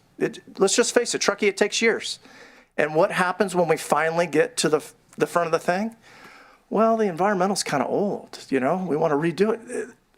That's just crazy. If there's not an issue that's specific, if there was something, if there was a biological concern, our clients would definitely do it. If there was a real concern about traffic and we were right on the cusp, we would go to another degree. But there's no environmental concerns here. This meets the original EIR. It meets all the original approvals of Gray's Crossing. We've done the updates that are prudent. Staff is very diligent on that on the environmental side. They don't let anything by. So anyway, I just wanted to say that we've done the homework. We've gone through this thing in painstaking detail, and our client just wants something there that is by the rules that the town has put in place. And we've got that. Coral has another question for Yeah, you. go ahead, Coral. This is a Try to keep the brief one. answers This short. is actually just a yes, could be a yes or no question. Have you had any discussions with TTUSD about this? Or reached out to them at all? The wastewater? School district. School district? They were circulated during the original 2019 approval, and they're the ones that basically wanted the bus stop built. And, an expensive improvement, but we added in there. And they got it. In addition to just, let's talk about pedestrian ways and all that stuff. Those awesome trails that are out there, including the cart paths and the golf course and all that stuff, all developer constructed. The most recent ones, the connection at the northern roundabout, all paid for by the Abates here. So these amazing public improvements, including the rec center and all those different things. Okay, Martin, I'd like to keep rolling. Yeah, go ahead. Any other questions I have other questions. They're not related to traffic or the EIR right now. for the applicant or? No. Okay, thank you very much. Thank Thanks. you, Martin. All right. Let's switch over to Sammy for a little bit. I mean, I don't know if we've resolved fully the traffic question. I think that's something that we might want to talk about a little bit. And you're more than welcome. Maybe, I guess, how do we want to approach this? Do we want to do it issue by issue, or do we want to make a pile? Exactly. Do we want to make a pile and then have everything out on the table? What do you think? Probably issue by issue would be the easiest way to go, I think, if that's how we want to do it. So with that being said, let's go with traffic since that's what you just brought up. So let's stay there. Yeah, let's deal with traffic. So I understand what everyone is saying, that yes, it complies with the 2025 general plan and the old EIR. But it seems that, baseline conditions have certainly changed since that. And since we're coming back and they're asking for something that was not originally approved in 2019, we're now in a different space than we were then. So I think we just have to think about that holistically with the history of this project, hear what everyone is saying, and then figure out a way to move forward. I certainly still have concerns around traffic and around safety, which I know are two separate but related things. So it just kind of seems to me still that the traffic analysis that has been done is inadequate. Maybe That's just my... Could I chime in? Please do, Okay. yes. So the original EIR, you're correct. It was per the 2025 general plan. However, as part of the 2040 general plan, an updated study was conducted to kind of determine level of service at all of the town intersections, the subject intersections. As part of that, even though it's not required to, we kind of cross-examined how this project would kind of fit into that.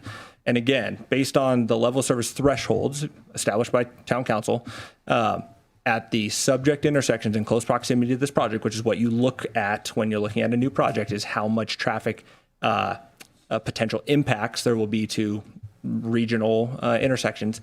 This one, the amount of traffic generation there at the 289 North intersections, the worst level of service at full build out of the community is a level of service C, which is well below our threshold.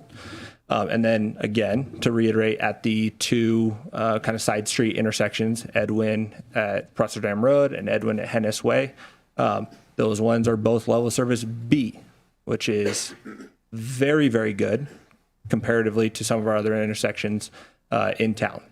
So it's not like we're not comparing to the 2025 general plan and not doing updated counts. There were updated counts done as part of the 2040 general plan, which established new level of service at full build out of the community. And again, that's kind of what this memo, even though it seems like a very small memo, the reason there being is that this isn't that substantial of a traffic generator, against popular opinion. But it doesn't impact the intersections in close proximity to the project as people are mentioning. I think we're discussing a a generation issue at a school, which is the same type of issues that you're seeing at all schools in town at certain time periods throughout the day, which at those times, most other businesses that have traffic generation uses aren't at their peaks at those times. So the actual amount of traffic on the town road systems in those areas, sure, you might see short-term issues at certain intersections, but kind of to Martin's point that he was pointing out before, if we constructed all of our infrastructure based on very specific generations, all the infrastructure would be oversized, and the maintenance and construction of those would far outweigh the benefits of making it a little bit easier to get to school or not wait in line to get into the parking lot. So again, town council policies and direction is to utilize the PM peak hour, 10th highest of the summer, the 10th highest day of the summer, as kind of our town standard. We've been doing it for decades now. So that's how the new 2040 general plan was updated and the 2025 general plan was established. So this project, I know it seems like it's just checking a box, but it's been a standard that's been in place and widely accepted for a long, long time. That's helpful. Thank you. One just quick follow-up. So I'm just kind of confused. And I don't know if anyone can answer this one. So level B or like LOS B doesn't require any additional mitigation or measures to be put in place to mitigate any traffic impacts of this project. Does level C in the kind of worst case scenario require anything additional? No. So our threshold or level of service F is when you need to mitigate. So, and depending on the type of intersection, roundabout versus side street stop control, always stop. There's different metrics that go into place on when it's exceeding thresholds. Again, this one is so far below the threshold that it wasn't worth the analysis to determine what a potential mitigation measure would be if it were to exceed those thresholds. Thanks. My concern is not at Edwin and the other side street. And we've all been through the traffic the last couple of years, especially on a ski morning. It's a huge challenge, and thank you for your explanations.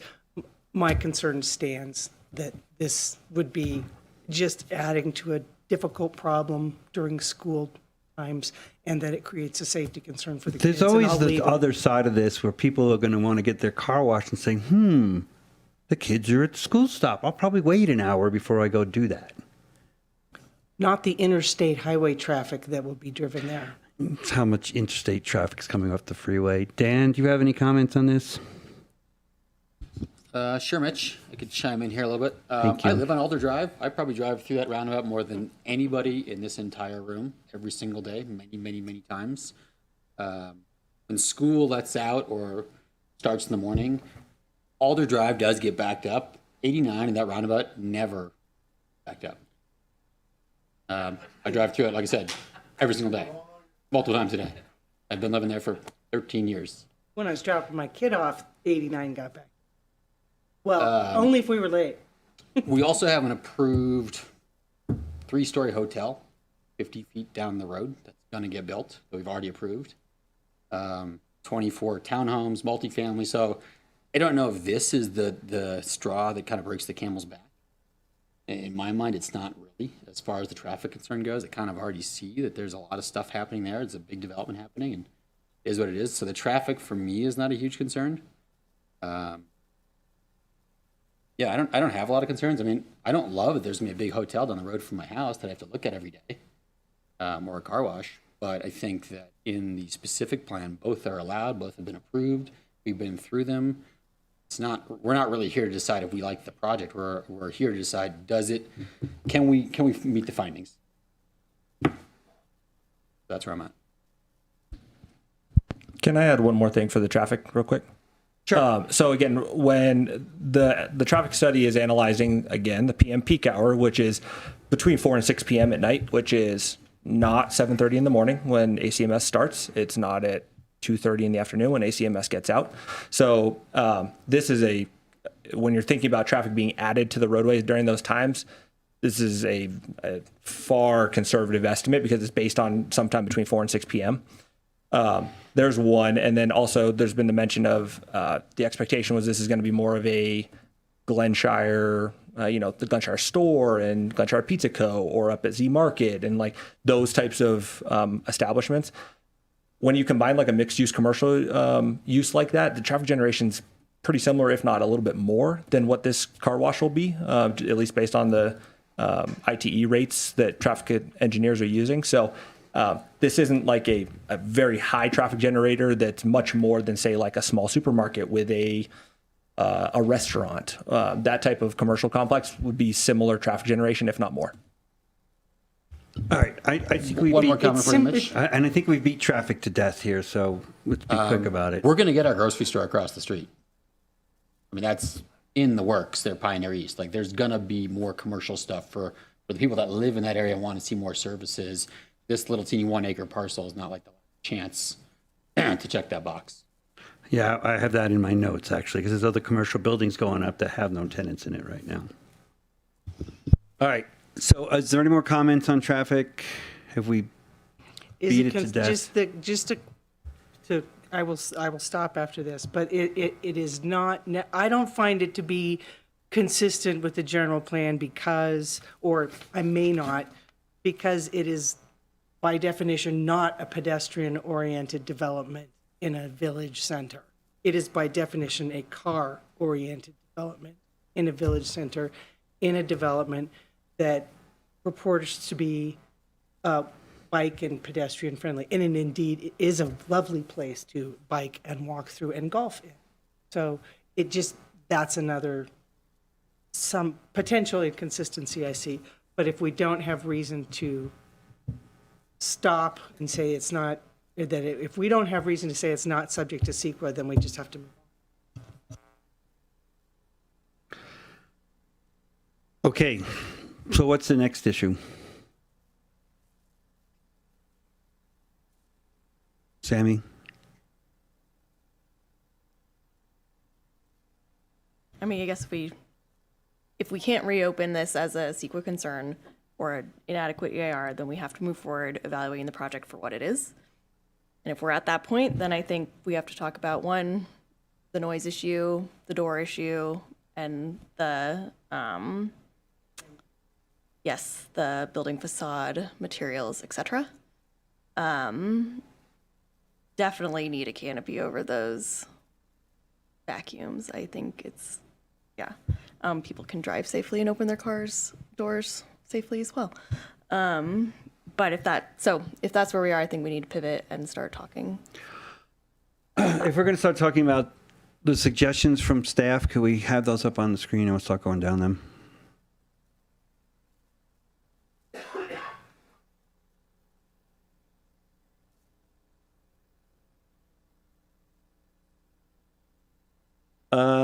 Windows COA 56 or some kind of architectural relief in the forehead. Any comments? Coral, Sammy? It's a big forehead. And what would you like to see there? I'm not an architect, nor yet a builder. What would you like to see there? If it was me, I would put glass in there, but it's not my building, so. Does it represent a cost savings and a simplicity and then maybe achieve the goals that staff are looking for to just lower the whole roof line for that? Is there something in that upper area? Sorry if I didn't see the second floor plan or if that's a lofted area. Is there something above those windows indoors that needs to be there? I don't think the ceiling's that high, but we could put a faux window above there to give the look of a window above there if that adds some appeal. Tammy shaking her head, yes. That would be better. Dan? What's in that space now, behind that wall? Well, if you look Office? at the, But I mean, the office is on the ground floor. yeah, but if you look What's- at the Highway 89 elevation, you see the lowest point of the roof. The ceiling height going across there is not. So I guess what I'm getting at is the metal cables that are holding up the flat roof is probably about where ceiling height is. So getting the room in the ceiling height to fit in a real window is tough. But a faux window, we could make it look good. Is that a faux window like the windows facing 89? Yeah. So if that's something the planning commission desires. Does that work for everybody up here? If I may, our design guidelines do discourage fake items. It was not clear to me that the windows on the 89 side were faux, so I'm not 100% sure if that was. And with the glazing, we can make it. Yeah, I think it's a real window. Just there's nothing on the inside of it. Okay. Well, I want to be clear too that this is the language that's in the draft resolution, and it has the review at my discretion. So it's not that the commission has to come up with a resolution tonight. It's, do you agree with this condition, that this condition adequately addresses the concern that staff raised, or do you want to make modifications to it? And if so, do you want it to come back to the commission, or are you okay with it being at my discretion? I'm okay with Danielle giving it the final, I am too. or someone at staff. Yep. Next. That wasn't 54. Maybe I'm looking at the hotel here instead. Is that 54? 56. The window was? I thought the 56.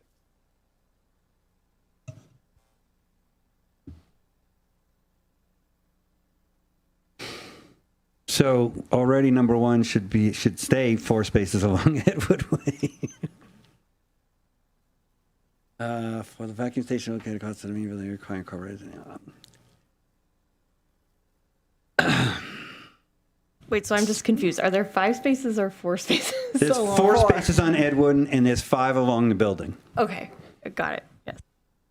Okay, and no sort of cantilever solar structure could be put out that didn't even have the poles?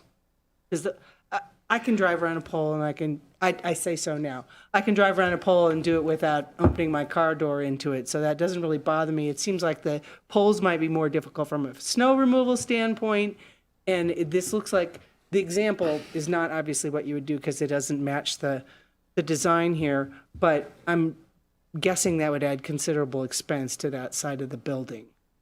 What about snow? So all that does is dump snow right in front of the spots. Well, I'm not suggesting necessarily that they use the design shown on this picture. What design would not dump snow against the building or against the parking lot? Flat? Yeah, flat behind it on the tunnel. So a long flat roof like that, or then you start articulating it, and it takes from the building. And Martin's point of is building this beautiful building, then you're going to put this huge structure in front of it. What's the point? Sammy, any thoughts there? I mean, I just think from a user experience, it would be better to have some sort of protection from the elements. I know people generally don't wash their cars when it's raining, but people do tend to vacuum their cars and not always wash the outside because they don't have a nice vacuum cleaner at home that has the capabilities of doing those kinds of things. Or you have a kid and it spills Cheerios and you need to clean it up. I mean, there's tons of scenarios where you might need to vacuum in unideal weather. So I just think it offers a level of protection to users and would make the experience better, in my opinion. Well, I think that's generous to all kind to all the people that might be doing the vacuuming. I don't feel like a canopy is necessary there at all. Can I offer a solution? Real quick. Quickly. I know staff didn't want the covered structure on the 4 spaces by Edwin, but we could put a carport type thing with a fairly flat roof that slopes towards Edwin, and then we don't have a snow issue, and it covers those 4 spaces. To your point, Commissioner Taylor, then that gives us 4 spaces in inclement weather that we are covered, and we're not right up against the building, so I think it actually would look better. It's not about an expense thing, we just want the right design, so it's an option. And then you'd remove those 5 along the building, those funky structures? No structure there. Okay, so then it would still allow a higher clearance vehicle to utilize the vacuums. I like that. That works? That works for me. It could even be the solar panel location. If they need it, yeah. Yep. Yeah. I like Oh, wait, that. the condition of approval is to remove the shade structure, and we just said add the shade structure. Yes, we did. Clear on that. So we would have to Yumi, revise that. why do you want us to get rid of the shade structure as a condition? It was just an option so that you could have higher clearance vehicles. It was also to reduce visual clutter at the building frontage, along Edwin Way. Not to mention they're showing these canvas structures that can't be there year round and might be flapping a little by the time they wear out. So just to clarify, it sounds like you're thinking about an architectural shade structure, not the factory manufactured. On Edwin. Next. And that's a staff review. Yes. So we could use some help drafting a new COA 57.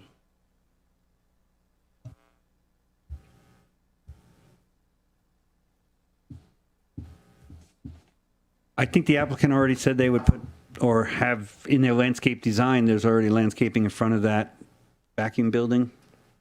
We'll add more.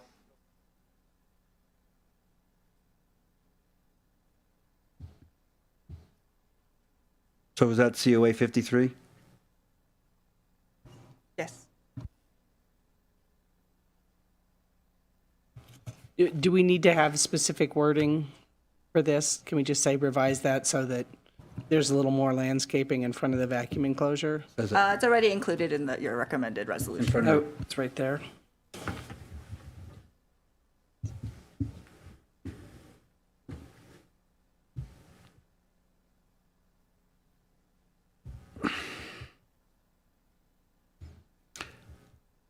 Okay, I'm going to chime in on this one. I think the cinder block kiosk stinks. I think it should be something that matches the architecture of the buildings and everything else around there. However, I am total in agreement with 2 kiosks.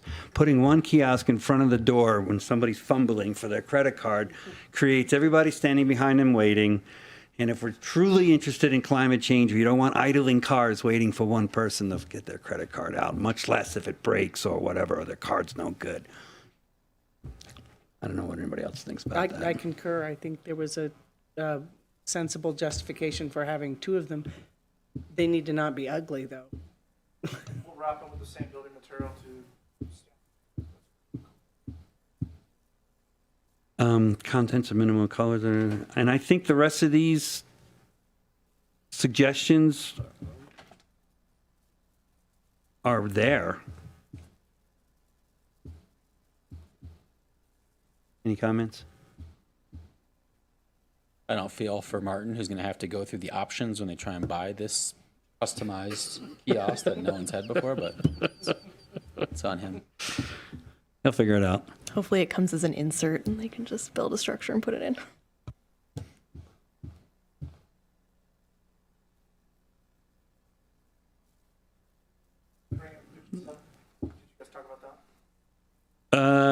Not yet. We'll get there. The doors, the garage doors.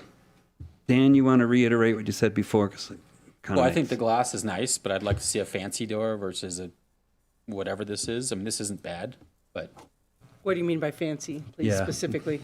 you know, maybe black grids instead of the silver. I don't know if it has as much glass as they have shown here, but I get it. It should have glass so you can see in and see out. Well, you're saying glass specifically, but it's not Well, glass. it's polycarbonate, yeah, or plastic. Yeah. Yeah, so I'm fine with it. I mean, I poked around on, you know, you could use a steel door, but I mean, this door is going to get hammered inside of a heated garage or car wash space, all kinds of moisture, hot, cold, wintertime, like whatever door it is, it's got to be a proper door. But I like I mean, the fact that they can't operate the car wash if the door is ever broken, that means the door's got to be in good shape and work all the time. I'm agnostic. I don't really, I mean, that appears fine to me as long as it's maintained and works. Any kind of worms we're opening, staff, by allowing this here and not elsewhere? Since it's not really, It's specific to this use because it's a tunnel with people in it, to make it more comfortable for the people getting through. I get why it's clear. I know, but I just want to, we need to have that in writing so it doesn't set a precedent if that's what you're worried about. Yeah, and we could add that to the findings specifically so that it's very clear if we're looking at another project that this finding was made by the commission specific to this use. Right. Yes, I'd like to suggest we make a change. Done. 57, vacuum lights are only on when the vacuum is in use. Lights are on the motion detector. So let's now talk about the shut off, the on and off the vacuums. I don't think that's possible. I think it sounds to me as if they were individual units, then that could be done. But otherwise, I don't think it's possible with the scenario that's set up here. Is that for the lights or for the vacuum? For the vacuums themselves. Yeah, the main motor's in that building, and it runs 9 vacuums. So you can't shut one off if somebody's using another one. So let me ask you this: are they all the hoses are sucking air at once, or only when it's being used? The way I've seen them used is it's pushed up against a plate, so no air is escaping. So but it always has negative pressure on there, so it's running during hours of operation. And you're right, that unit is running all 9 of them at once. So you can't just shut it on and off with like a motion sensor. So each hose is always sucking air up against a plate, and whether it's being used or not. Yeah, and then when they So when pull you it say up loose- against the plate, how do Eric, you do keep have the anything to add, noise? or is that correct? How do you keep the noise down from the sucking sound of the hose? You don't hear it in the hose because it's not pulling anything, and the sound is inside the building. That's why you've got that block building. Similar to my example of why we put those in generators in there.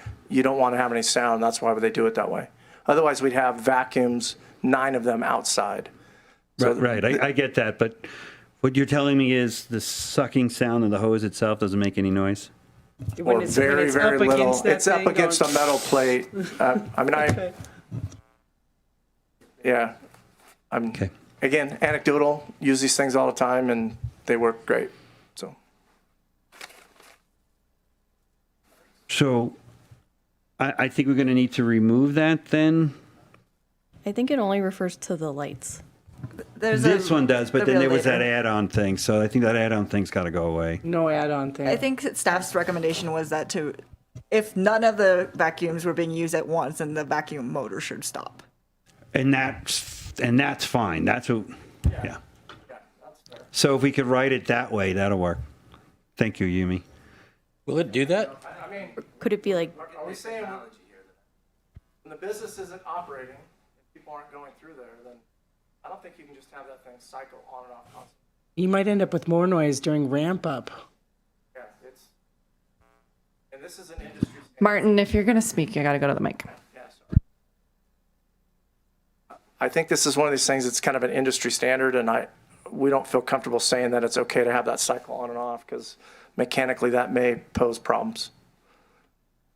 But from a sound standpoint, this is the superior design.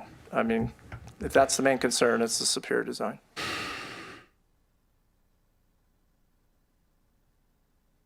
So I think we're going to scratch that then. We're just going to scratch that whole thing. CO 859. How about 57? 57, vacuum lights are on only when the vacuum is in use. Yeah, we've already said yes to that, I thought. 59, vending machine shall be low lit, closed when the car wash is not on, operation light. Is that Everybody- behind a garage door? Is that what that is? Yeah. Roll-up door? So we're good with that. COA 60, interior lights of the car wash will be shut off after business hours. We're good with that.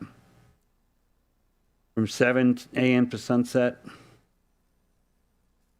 Not sure who's washing their car at 7 in the morning, but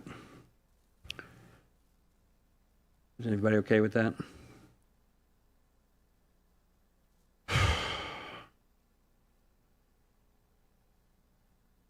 There's no condition associated with. There's this one that we talked about already, Right. and that's all I have.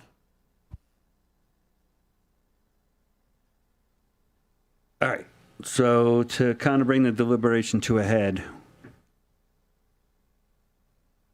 I either need a motion or more deliberation. Where are we at? Well, I'll make a motion, but only if we're all in agreement of where we're at. If there's still more to talk about, let's talk about it. We could talk about it afterwards too. After we approve After it? you can make a motion and second it and still deliberate. I have no further deliberation. Tammy, I guess at this point, I don't either. Coral, We've covered the topics I want. and I personally am not sure that this is the highest and best use for this piece of property. However, if it's zoned for it, it's zoned for it. And that's, I think, traffic-wise, there's going to be a lot of traffic, and this is going to end up being a small piece of it, a pretty small piece of it. With that, I need a motion. Yeah, I'll make one last comment. Like, as you know, as planning commissioners, it's not our job to play developer That's right. and decide how someone's going to use this property. That's right. So, Yeah, I do shake my head and just, why a car wash? But that's the developer's decision to make, the permitted use on the site according to the specific plan. Folks, if you don't think so, take it up on appeal. Thank you. I know that. And you could leave now if you're going to continually comment. I'm really making this hard up here. No? can I make a motion? Yes, please. Maybe you pull the language up, please.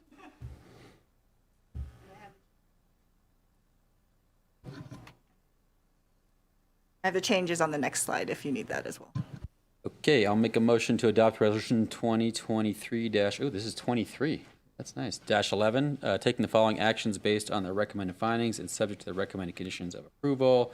Project exempt from CEQA.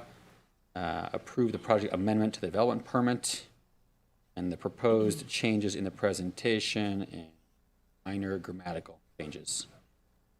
Conditions of approval 57, 58.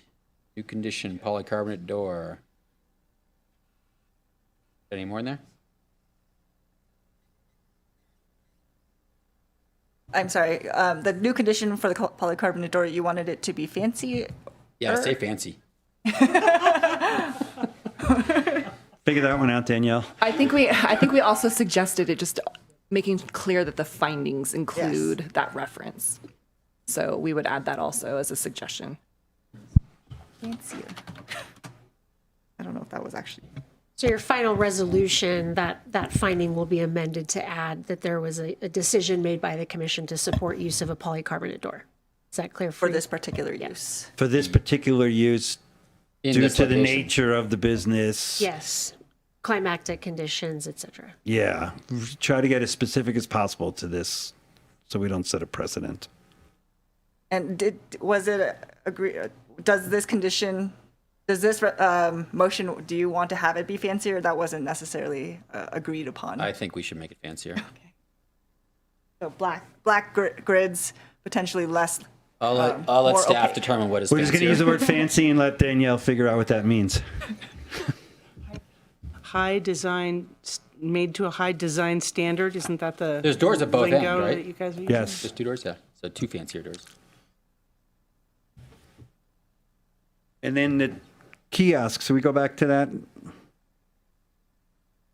Condition, Allow the 2 kiosks, but with materials to match the building. that's already incorporated in the All right. condition. I made the motion. I need a second. I can second it. Thank you. Is there any further discussion? Seeing none, we'll have roll call, please. Thank you. Chair Claren, Aye. Commissioner Freeman. Yes. Commissioner Kavanaugh. Yes. Commissioner Taylor. Yes.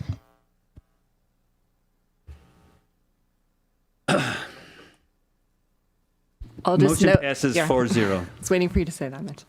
Sorry. That was tough. All right.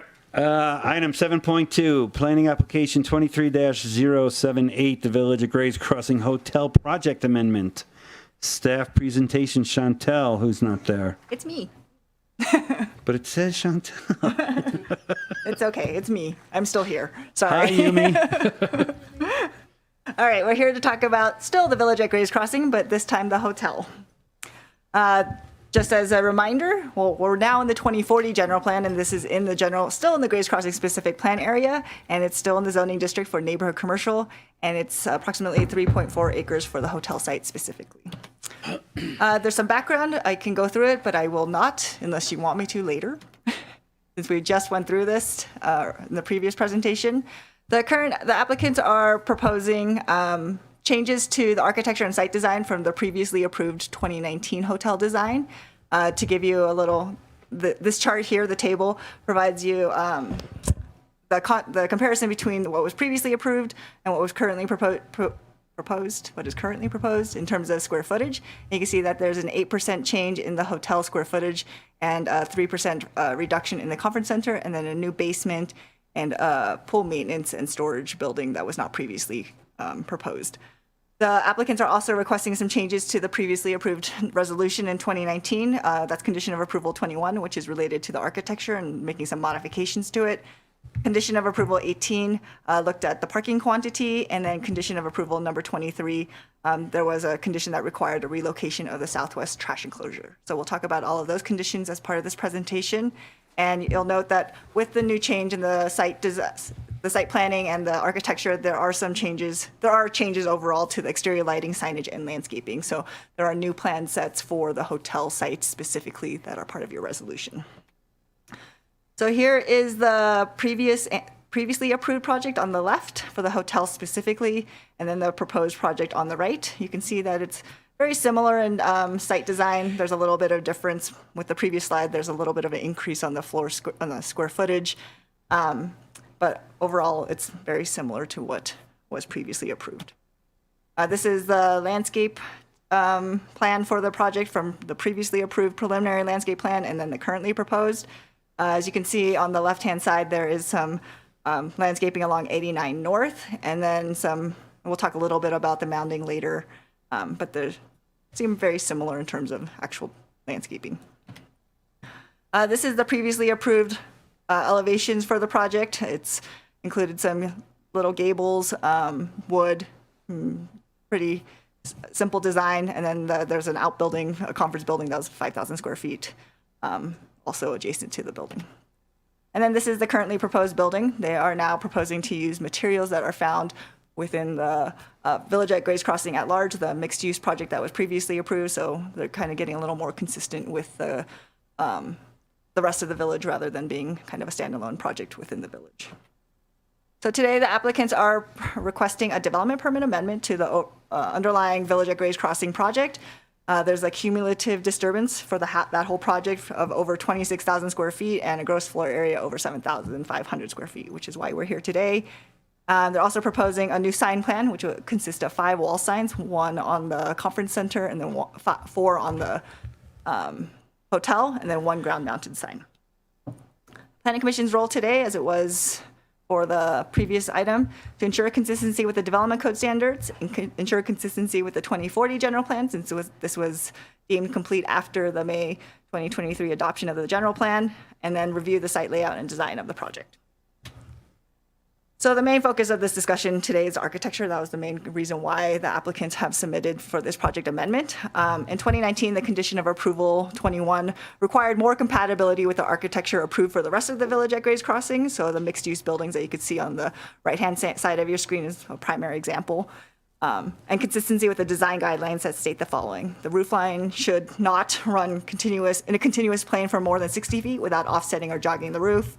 Articulation should be added through the use of full roofs, projecting wing walls, wall offsets, recessed entries, awnings, roof overhangs, second floor setbacks, and or covered arcades. And that's information directly out of the Grays Crossing specific plan. So as I stated before, the applicants have changed the materials to match the materials that you can find in the rest of the Village at Grays Crossing. They created, while it's not in the same exact style as the rest of the mixed use buildings in the Grays Crossing Village, it is a little bit more of a more modernized design. Applicants have added a little more roof articulation. So these are all items that the Planning Commission can consider as part of your review.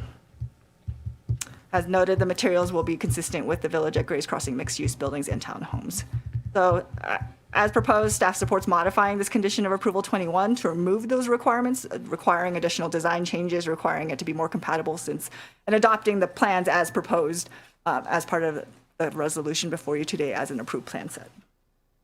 Additionally, with landscaping, The previous approval required additional berming along 89 North and landscaping for screening, but there wasn't actually any berming shown on the plan set. That was just an addition added at the end by Planning Commission as a condition.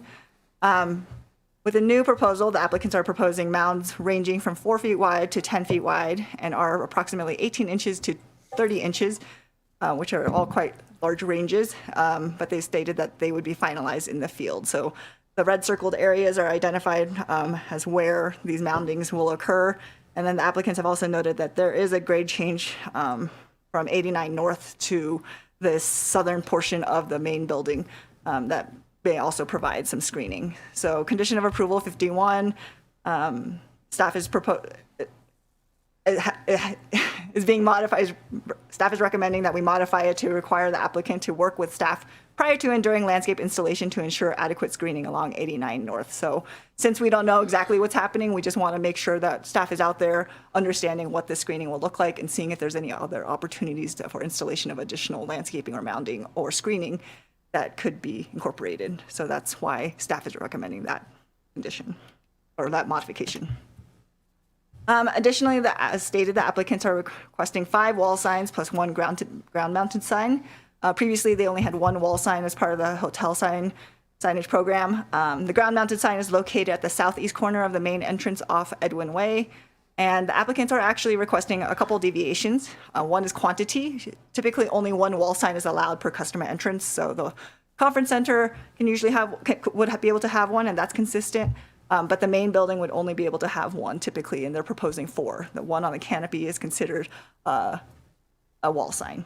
Additionally, in terms of height, the wall sign above the main entrance, the largest one, is approximately 39 feet from the sidewalk grade. So the wall sign typically wall signs have a maximum height of 20 feet. So they're asking for a deviation in that regard.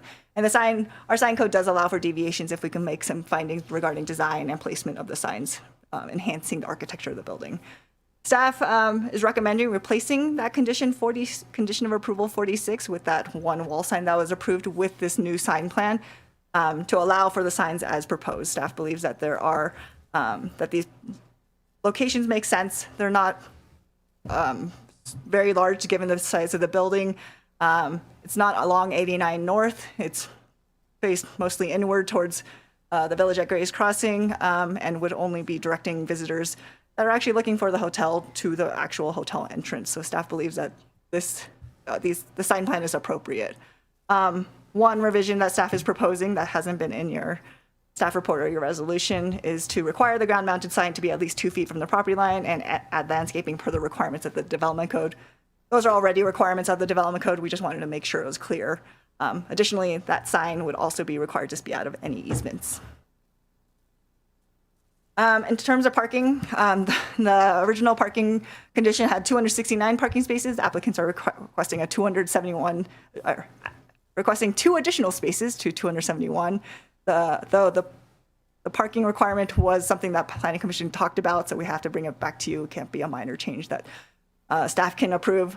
In fact, the applicants are required to provide 275 parking spaces, but they are asking for a 4-space credit, which are allotted by the vehicle code based on the EV van pool spaces.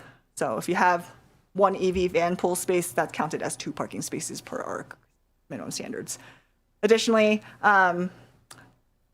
the applicant is requesting to allow short-term bicycle parking indoors in the hotel. That seems reasonable to staff for the particular use that it is, where it's kind of residential, but not really, having a safe space for guests to store their bicycles when they're here visiting and doing their outdoor recreation. It seems reasonable to have it indoors. So staff supports modifying conditions of approval 18 and 21 for parking and bike parking. And then finally, there's one condition of approval 23 from the 2019 approval that required relocation of the trash enclosure away from 89 North. On the left side of your screen, you can see where it is proposed today. It's similar to the location that it was proposed in 2019. Since the 2019 approval, the applicant refined the grading and analyzed the sight lines and determined that the grade change would adequately screen the enclosure from 89 North. And they provided a site section that you can see on the top of your screen. And staff supports removing condition of approval number 23. So with that, staff is recommending that the Planning Commission determine the project to be exempt from additional environmental review per Public Resources Section Codes, Public Resources Code Section 21083.3 and State CEQA Guidelines Section 15183, finding it consistent with the Grays Crossing Specific Plan and EIR adopted in 2004. We received 2 public comments in the midst of all the other comments from our car wash project, which had 2 comments supporting the project.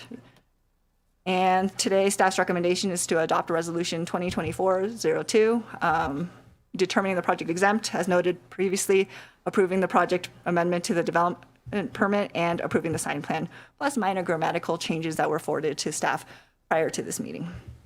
As noted previously, you always have alternatives. You can continue the public hearing to a date and time certain and ask for more information from either staff or from the applicant, add or modify the conditions, deny the project on the basis that one or more of the required findings cannot be made, or require additional environmental review. And as always, if you take action tonight, the appeal period ends on January 26th at 5 p.m. And that's all I have, and the applicants have a presentation as well. And would the applicants like to make their presentation, please? Good evening again, Planning Commissioners. Martin Wood, SCO. I'll try to go fairly quick through some of the slides because I think Yumi, in her thorough presentation, has a lot of the same slides. So we'll go fairly quick. Again, I'm here with John and Matthew Abate, the ownership group. Next slide. So site plan, again, very similar to the previously approved. Access come off of Edwin Way, and trash enclosure, we'll kind of get to that on some other slides. But really, this is just a refinement on the site for the most part, was trying to get a few more parking spaces out there and just be a little bit more efficient and integrate a lot of that green code stuff that happened between 2019 and now. Next slide. Here's our overall grading, drainage, and utilities plan. Again, as far as the site sits, as if you've been out there, we're less than 88 grades coming up from Edwin, but the majority of the site kind of is in cut. The north end kind of matches grade and connects into those other uses as part of the overall specific plan. To the south, grade kind of climbs up. So the conference center is about 18 inches to 24 inches higher than the hotel elevation.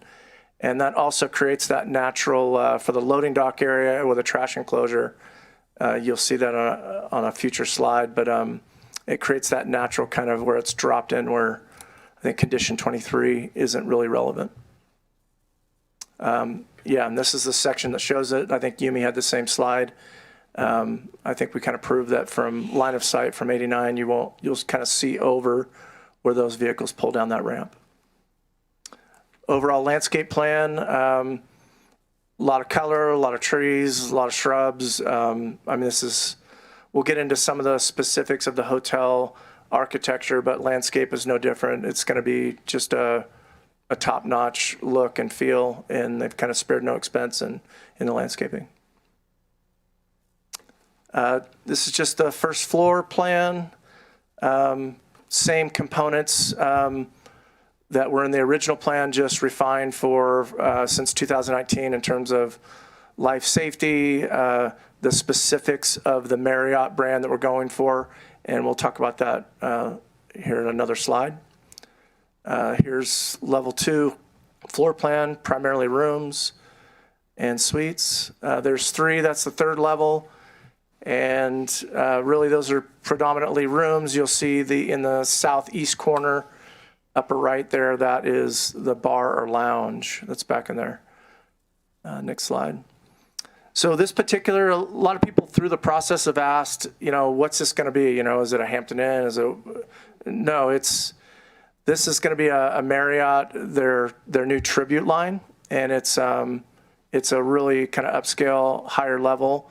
If you kind of read through the narrative there of some of their brochures and their discussion on it, it's kind of for areas like Truckee. It's for some of these higher level custom designs and communities like Truckee, and that's what they're going for. So that's what the ownership is trying to, some of the refinements in the plan were due to if you go with, a Marriott Tribute, you have to integrate certain things into the floor plan, the elevations, the level of decor, and what you're offering and the amenities.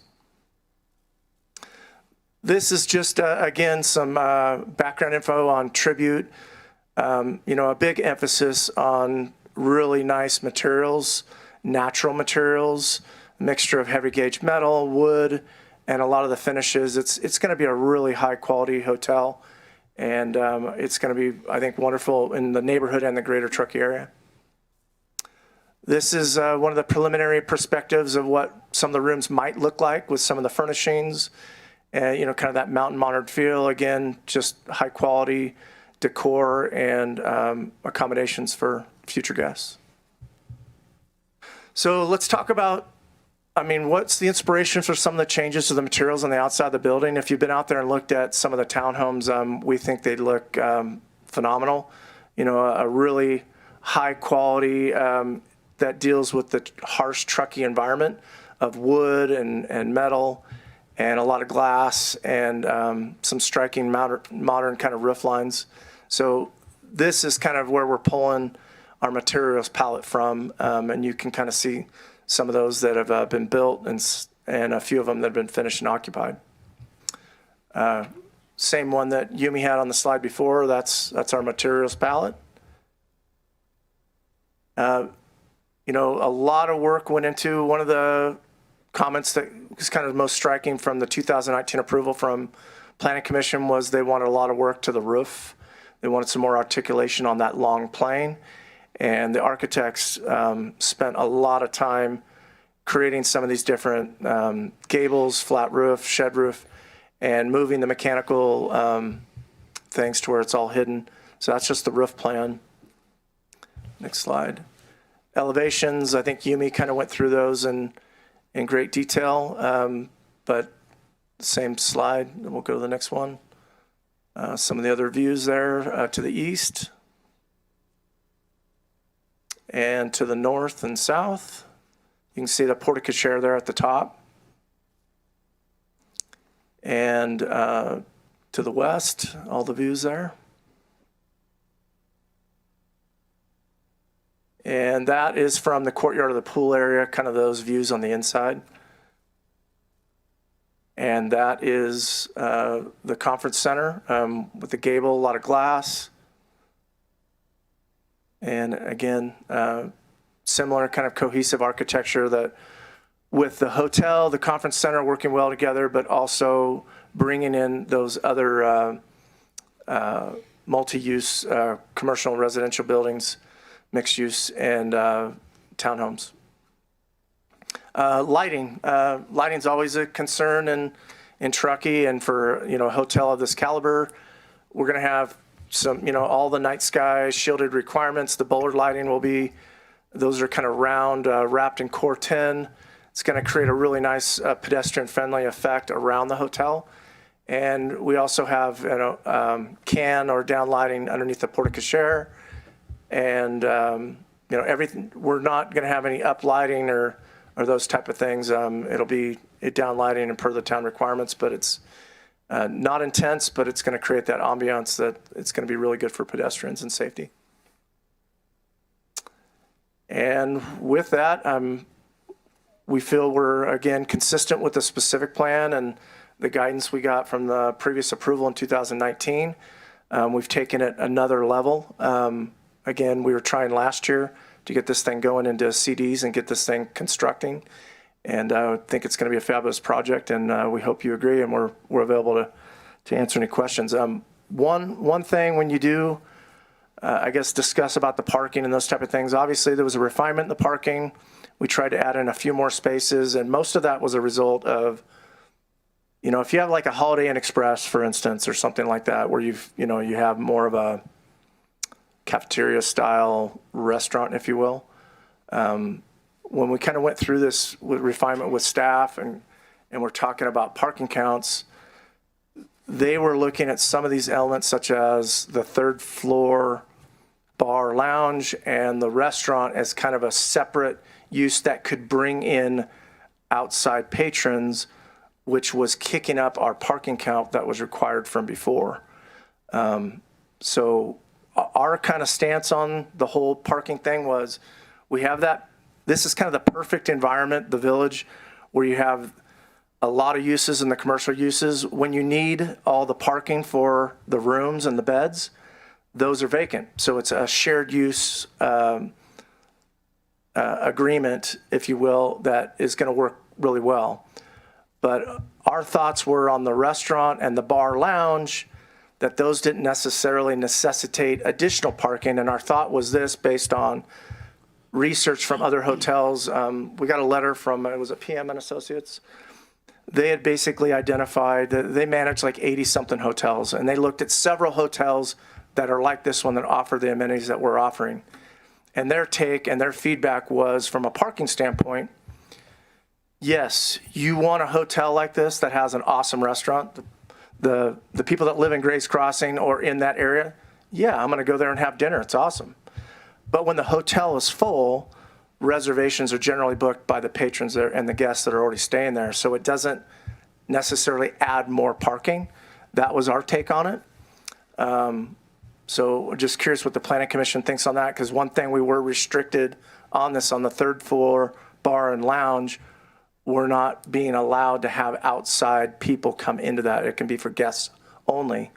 And, you know, during the off season or non-peak, for any business, we'd like that opportunity for the public to be able to enjoy the views from the third floor lounge. It's going to be awesome. So I wanted to just kind of throw that out and see what the Planning Commission thought on that particular aspect. But generally, we're in agreement with staff's recommendations, and we think it's going to be a fabulous hotel, and we're available to answer any questions. Thank you. Thank you, Martin. Clarifying questions for staff, we'll start with. Dan? None for staff. Coral? Sammy? None for staff.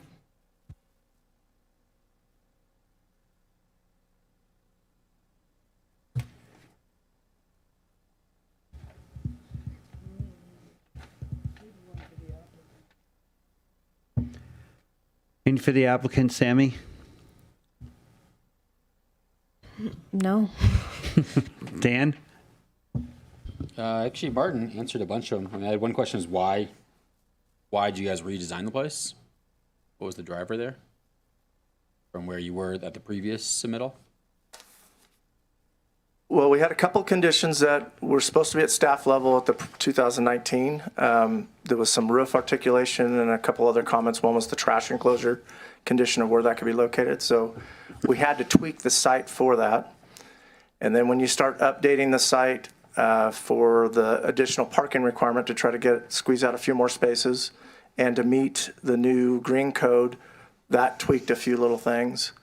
And then when you modify the building itself for not only life safety, but for the Marriott Tribute, what that brand requires, these little tweaks all added up to a level where staff indicated that we couldn't get approval at staff level and it had to come back to Planning Commission.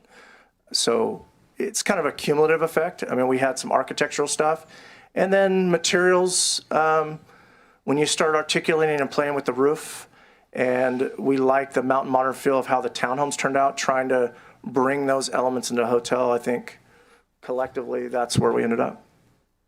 Hey, and tell me again, the third floor bar, there's consideration that it would be for hotel guests only?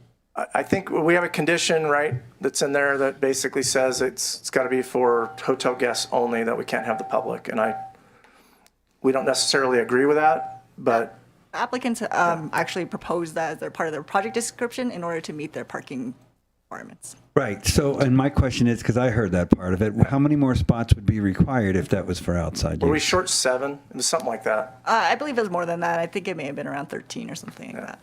And we can get rid of that condition and the requirement? You cannot. It's a standard. It's part of it. They already have a shared parking reduction. That's a 25% reduction. That's already been applied to the project. You can't necessarily reduce the parking demand.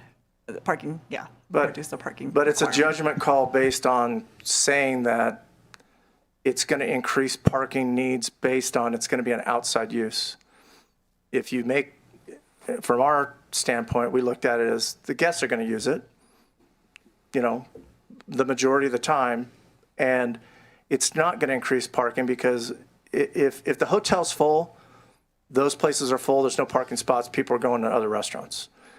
In the off-season or non-peak, that would be ideal for the public to be able to use it. And I just bring up the question because I think it's one of those things where there's discretion, and I wanted to see what Planning Commission thought, so. What is the discretion? It's a parking standard. We calculated all the spaces and uses provided, and we apply the parking standard for the use. And then we reduced it by 25% as allowed by the development code or by the Grays Crossing specific plan.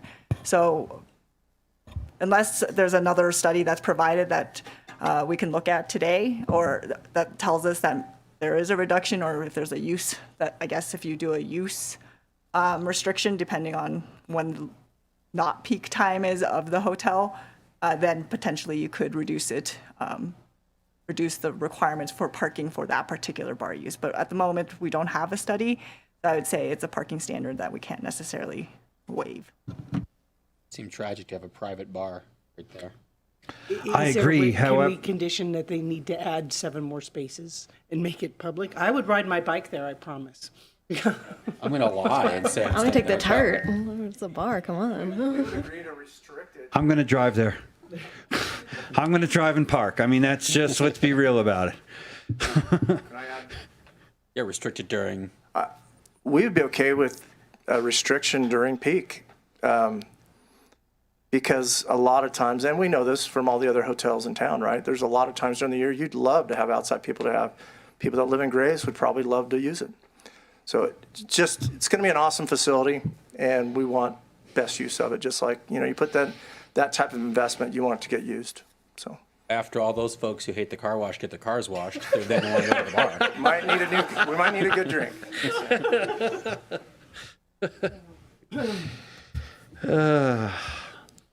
So do we want to discuss that a little bit further? Well, I guess, can we do that? I don't know.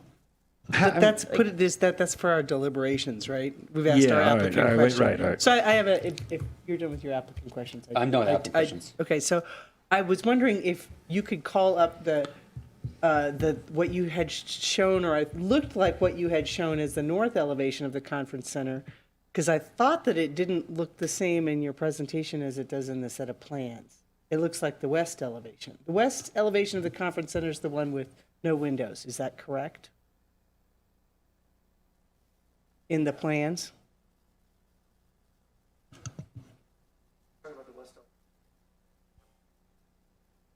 Well, maybe both the north. Yeah, that looks like, this lower one in the slide looks like the east elevation in the plans.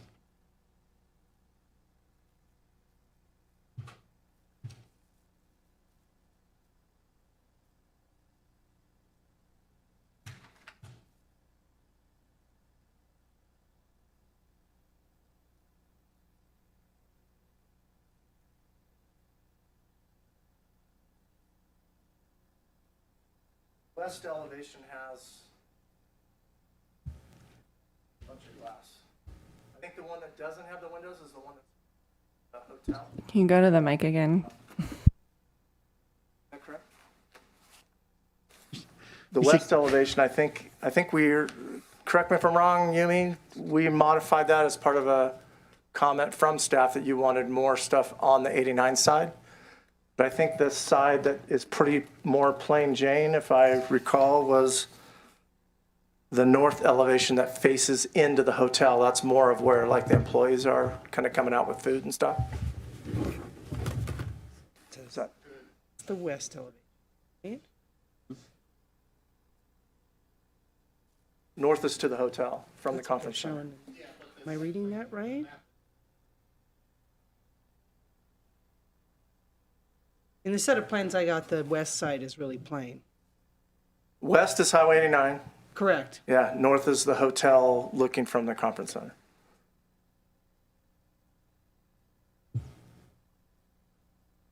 Okay, well, this has been updated since the set of plans that I have here. I was just Thank see, is you. he- I guess that answers my question. I'm seeing if the architect is texting to add anything to that.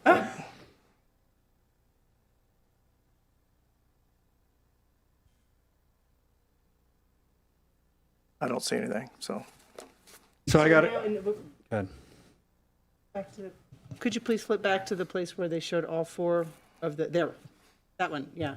Okay, so now the west elevation has some fenestration, et cetera, in it to break up. And the north side that the hotel will look at is the plain Jane side. To go back to the photo with the four.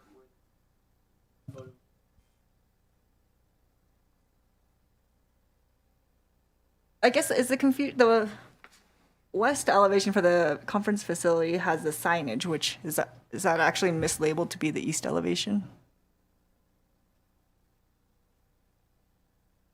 The west elevation should be one. Can you go to the mic? Yeah.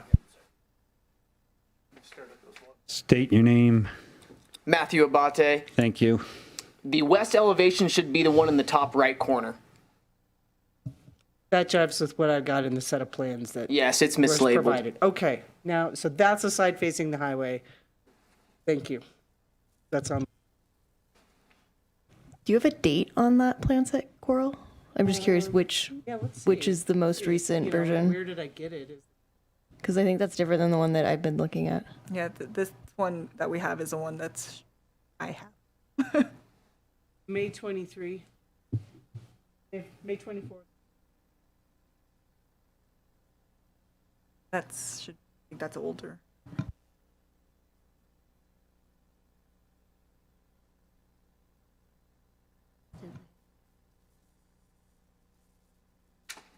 Sounds like the plans are the right ones. It was just not shown correctly in the slides. That's okay. I just wanted to know what it looked, which one was which.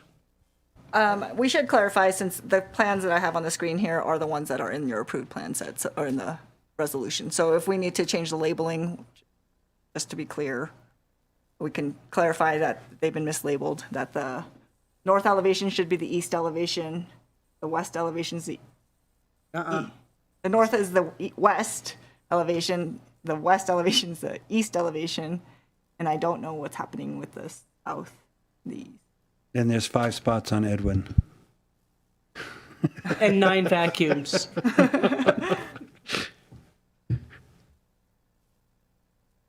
I have another question. Thank you. So again, with these elevations, and then I was looking at the materials that you had, the large gray area, if I look at the west elevation, the large gray area and the large beige area, are those wood siding?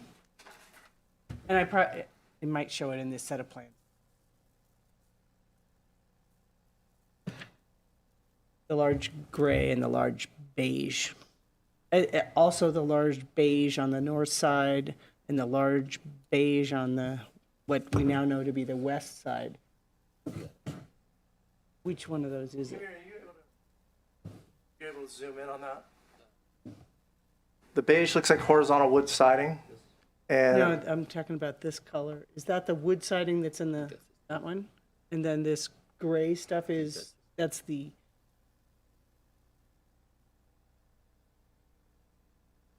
Ghost Town gray.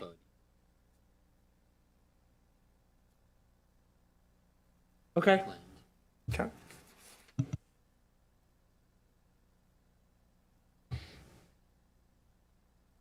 What is Scout? What's the name? Scout.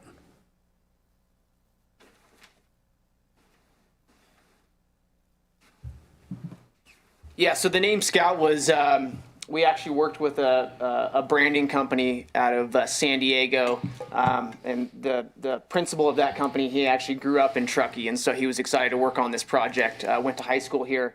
So they did a bunch of different deliberation on the hotel, how it relates to Truckee, and that type of thing. The name Scout comes from like a Boy Scout. And it's basically, hey, these guests can come in our hotel and we're the scout, we'll show you on your way. So when you come to the property, we envision having, amenities to be able to set someone up to mountain bike, ski, that type of thing. So that's where the name Scout comes in. Cool. Any other questions? I'm going to open up to public comment. You have 3 minutes. If you have any comments, please. Can I actually ask a quick staff question? Absolutely. Yumi, can you walk us through the signage? Since there's such a mad rush for public comment. Yes. So there are 5 wall signs. One on the conference center, you can see at the bottom, it's on the canopy on the east side. And then there are 4 wall signs on the larger hotel. There's the one large sign that's up above, 39 feet above the sidewalk. 2 smaller ones you can see up here, the 2 smaller ones on either side of the main entrance. And then there's a canopy sign on the north side of the canopy. You can see that, I think one of these, this one, I believe is above the port share. And then there's a ground mounted sign here that you can see that'll be located near the little circle intersection. It's not a roundabout, just a at grade pavement. It's on the southwest corner of that intersection on Edwin. If you need more information about the materials, I can turn that over to them. Nope, that's it. Deliberate about it. Now I'm going to open up for public comment. Seeing none, I'm going to close public comment. Okay, deliberation. Do you want to start with signs since it's up? Yeah, that's, I think, my biggest concern. Which is? Seems like a lot of signs. We already beat up Raley's for their sign that we denied. That was before you. Well, I was going to bring up Dairy Queen. I think they had to remove a sign. The Land Trust had to remove a sign from their acreage. And now here we are looking at a bunch of signs. I'm confused on why this is okay, but it's not anywhere else. However, I don't think these signs are bad. And I didn't agree with the other ones being removed. So I'm And I was looking at the sign plan here. So it's got, a little confused which number is which. Sammy, you're so far away. So the ground mounted sign is, it says, and I guess the illumination is probably the biggest concern, but the ground mounted sign is either not illuminated or letter internal cabinet. So what's that mean? Backlit, basically? Yes. So that's lit. Then the wall mounted sign, which one is that? Is that the 2 by the door or is it the one up high? That's the 2 by the door, right? I don't have this plan. It says 43 square feet. That's the one up high. Below, yeah. If it's 43. Illumination, night compliant downlighting. So that sounds like a big glowing side of the building. And then number 3, the canopy mounted sign, also internally illuminated cabinet. And then number 4, also internally illuminated. And then another wall mounted sign does not specify. It's super small. It doesn't specify if it's illuminated or not. There's non-site signage, hotel brand identification signage, 2 of them. So that's probably the ones on the left and the right of the door. So a little bit kind of like Raley's. I mean, people find it. So I don't know if we need all these signs. They are nice signs, but again, if they're all lit, is that necessary?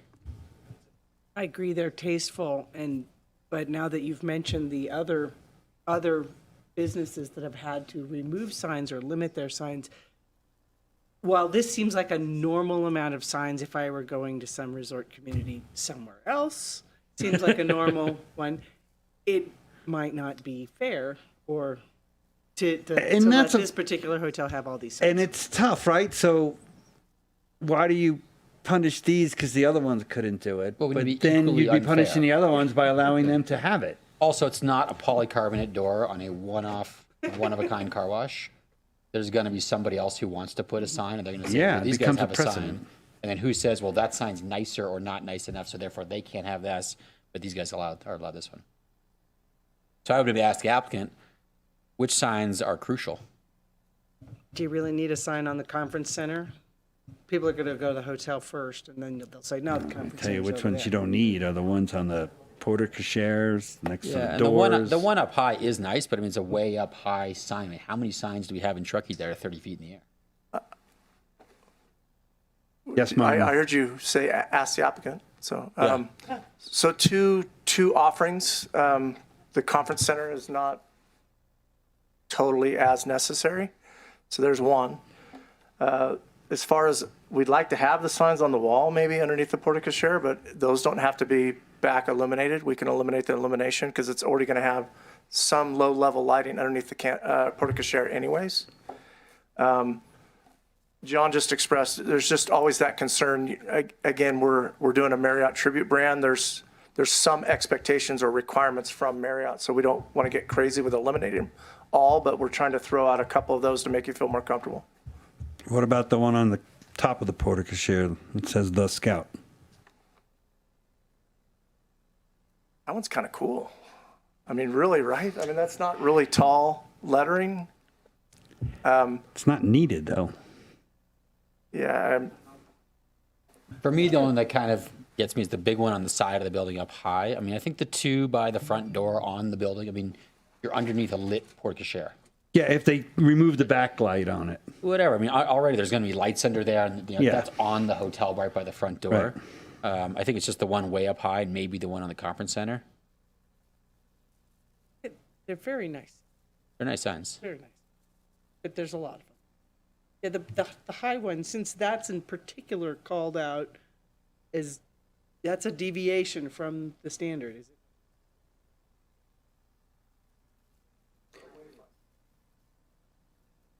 The client might find. What do you the say all the way applicant over there might in the find that hinterlands? That is the most important sign, however. Yeah, but they want to build a hotel still, so. Yeah. The reason that sign is there, I mean, strictly that was, Marriott gives us a list of requirements. That was one of them. We tried to make it as least obtrusive as it could be, with it just saying the Scout Truckee and not having Marriott all over it and that type of thing. So we felt that that was the least obtrusive type of sign that we could do that was still in their realm and allowed signage for the property itself. Could you put that on top of the porte cochere? Move it.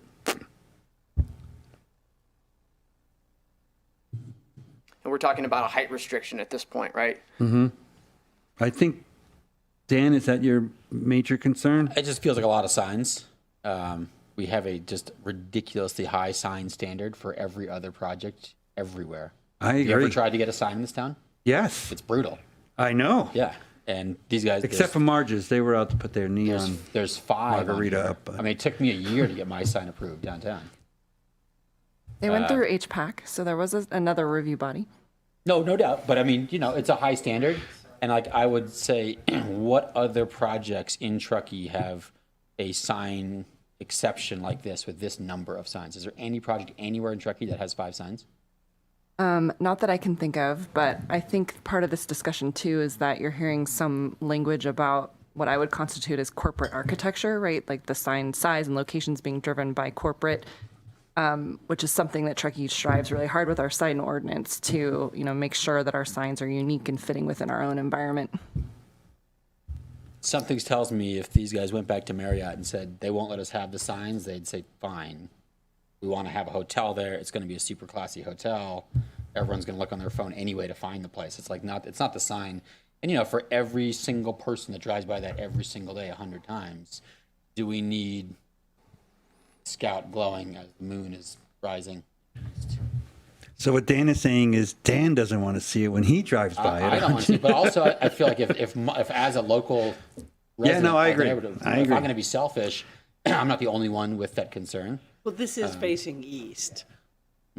Yeah, you're not going to see. Oh, this one is facing east, yeah. Again, I think we have a high standard. Do you have a solution for us, Martin? Well, I'm going to read a text from the architect. He just said if a sign has to go, he would rather the porte cochere one go instead of the overhead because he says that was more of a requirement from Marriott. So The 39-foot one?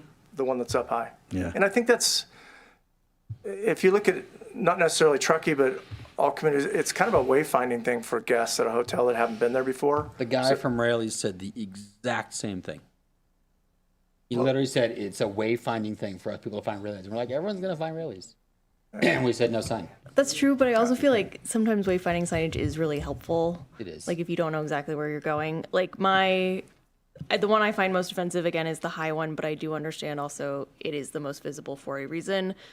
I don't think the one on the conference center is necessary, but I'm wondering then if you could revise the language on the ground mounted sign to point people towards the conference center and to the hotel as kind of a compromise there.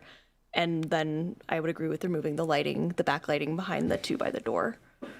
Oh yeah, now that I'm looking at the elevations, that sign, how is that a wayfinding sign? It's pointed towards Edwin.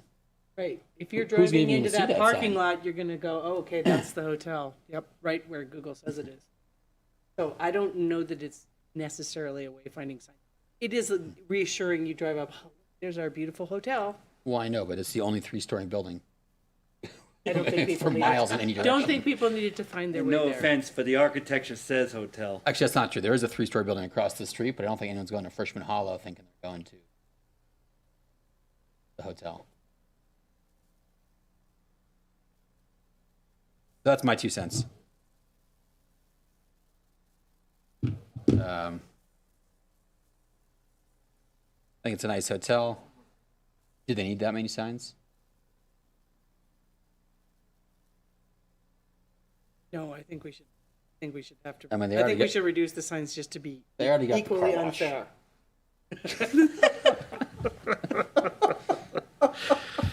But I'm serious. Oh, Dan, you're on fire tonight. We just denied a sign a couple months ago for Raley's, like the exact same. And that was actually a wayfinding sign that was pointing towards the highway that you would have seen. Can you tell me a little bit more about that? They wanted to put a sign on their north-facing wall that you would have seen from the 267 Brockway intersection. And they said they had that sign all over the place. And we basically said, well, this isn't all over the place. This is Truckee. No sign. Then I think we should probably start Stay cutting consistent. down the number of signs on You mean this. what would the They look great, but if I think we if need it to was cut to them the down. letter of the code? What would the sign? What would they be allowed? It would be allowed 1 wall sign that's less than 20 feet in height, So what is that? or below an eave, so it'd probably be down here. Right. On top of that portico chair or something. Let me ask you a different question. Are you willing to trade your signage for your extension? That's what we're here to vote on, right? Is an extension for this? Oh, project amendment. No, it's an amendment.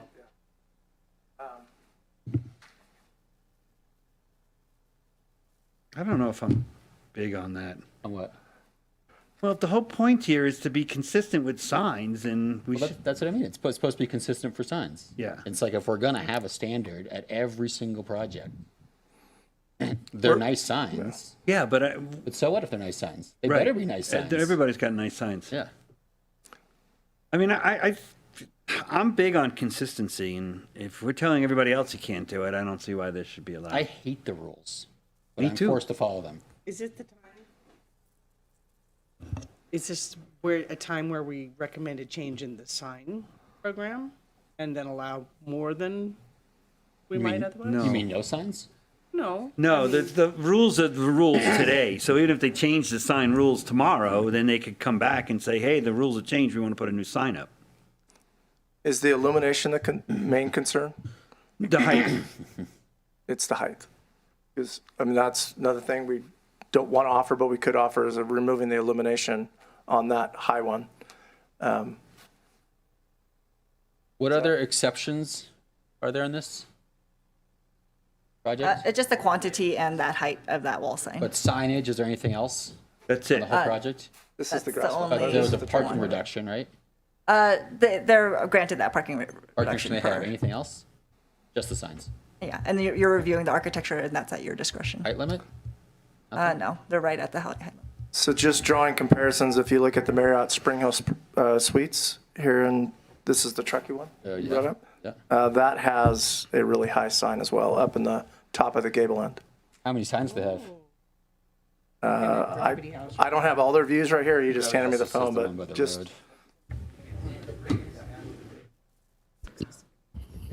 So, just for the Planning Commission's reference, the other Spring Hill Suites Hotel had different standards, so different zoning district.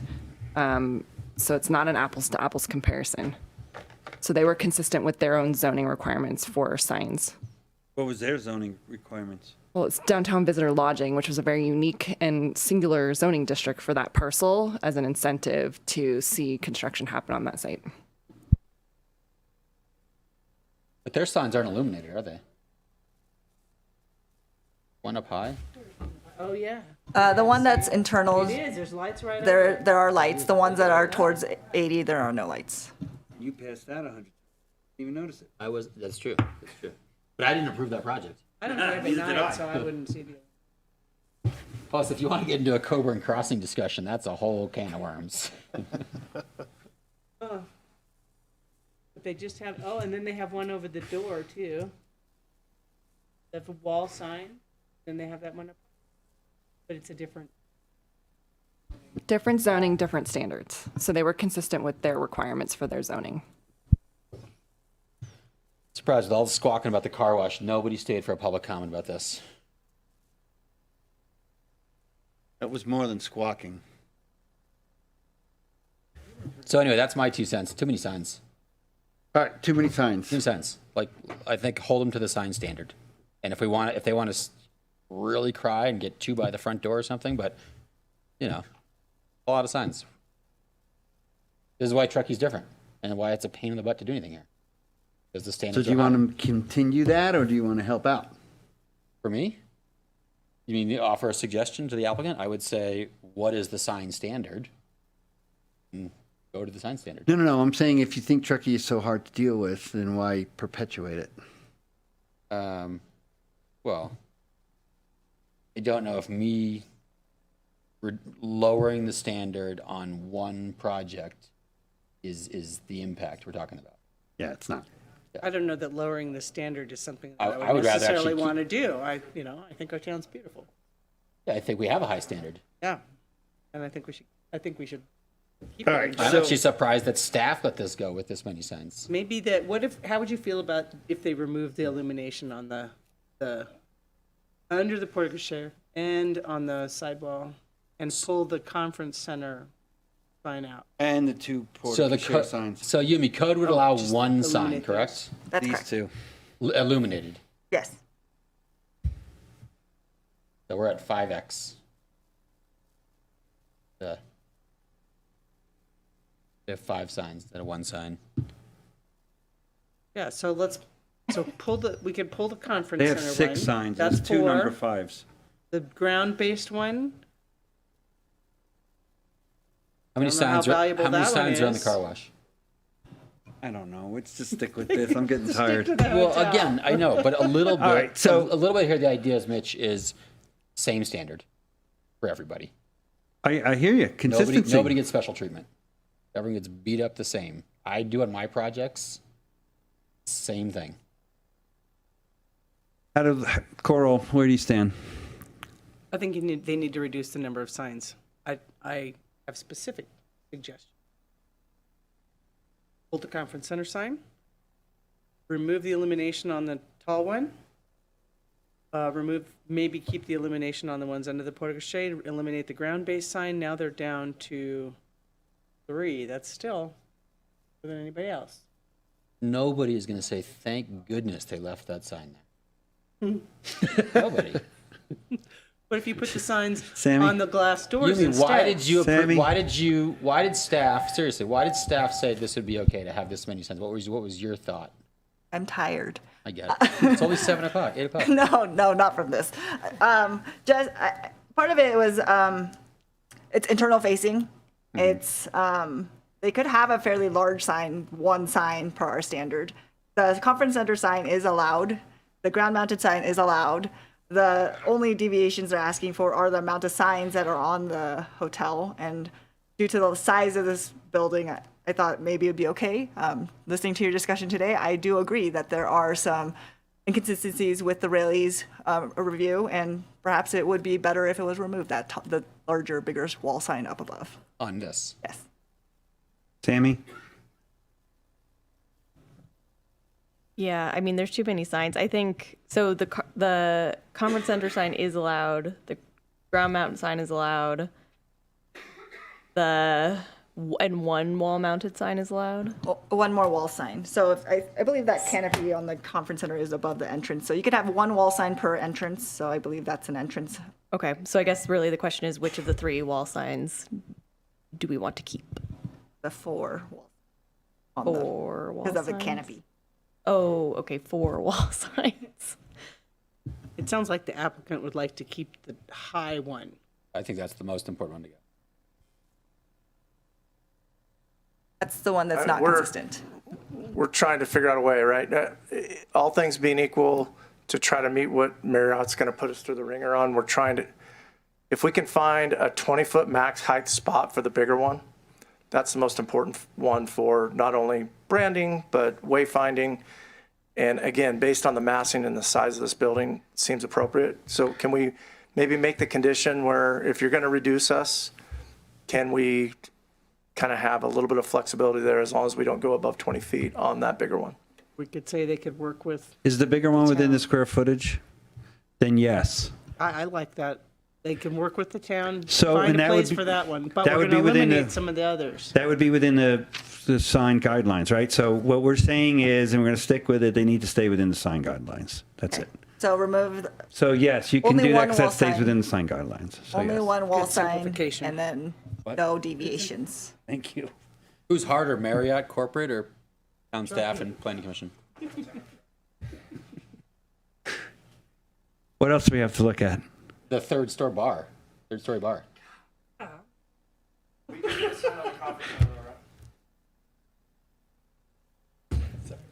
Whatever you say. I think we could use that bar right now. All right, so what do you want to discuss about it?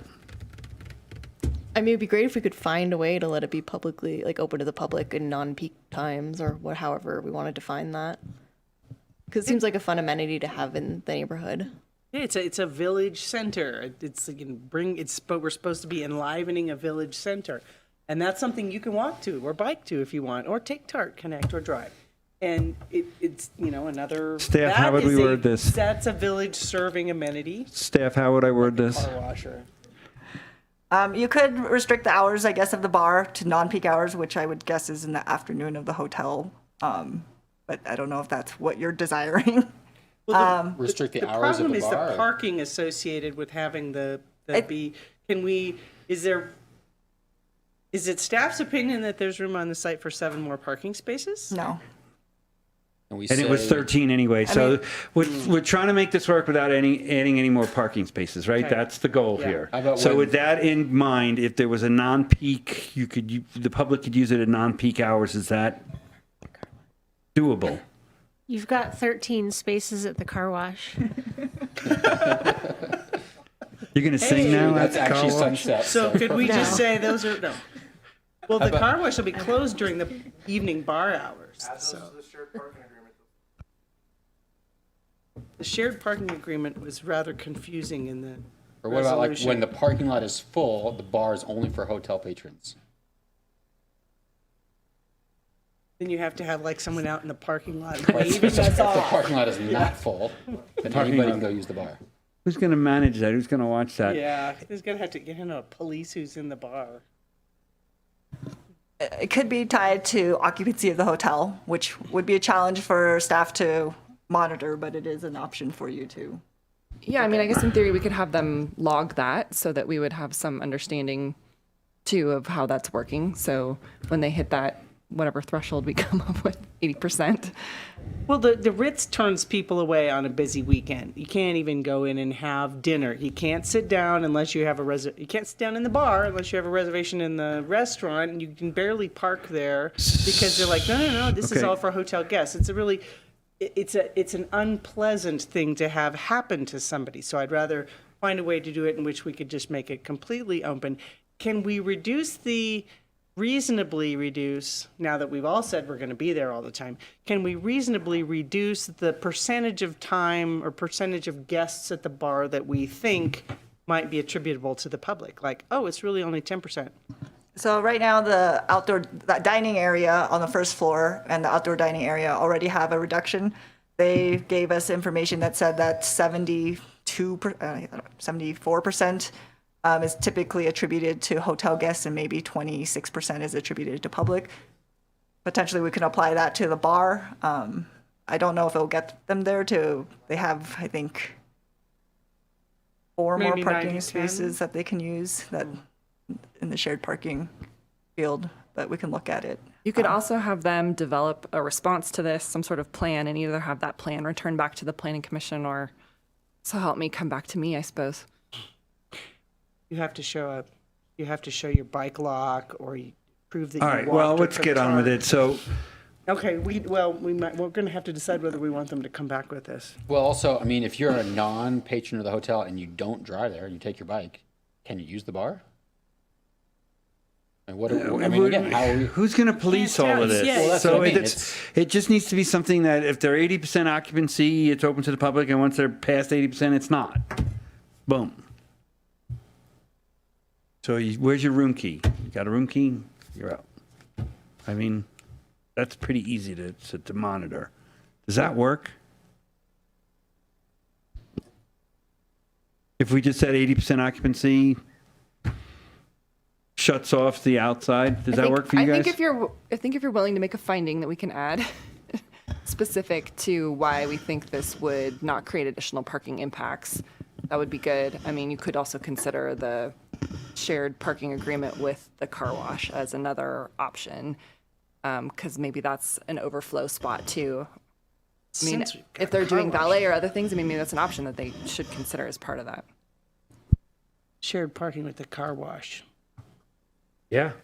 Yeah, it's like that. I love that idea. I mean, that's what the town's pushing on every project, right? Reduce asphalt. If we've got 13 spaces down there, we could add those 13, and the hotel is, if it's going to be a peak weekend, 13 of their employees are parking at the car wash. They close at dusk anyways, and the bar is going to be busy at night. So I think that's a win. Let's do that. Great. Next. Good thing we have a car wash down there to park cars at.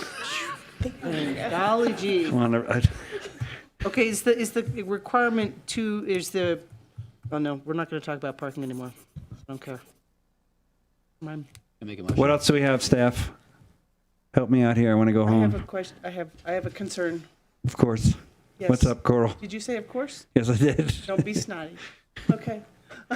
Those big expanses on that western facade. I mean, the whole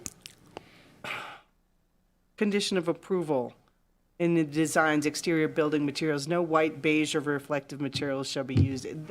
Just in the elevations, it looks like huge expanses of beige. And on the material thing, I see it looks like more like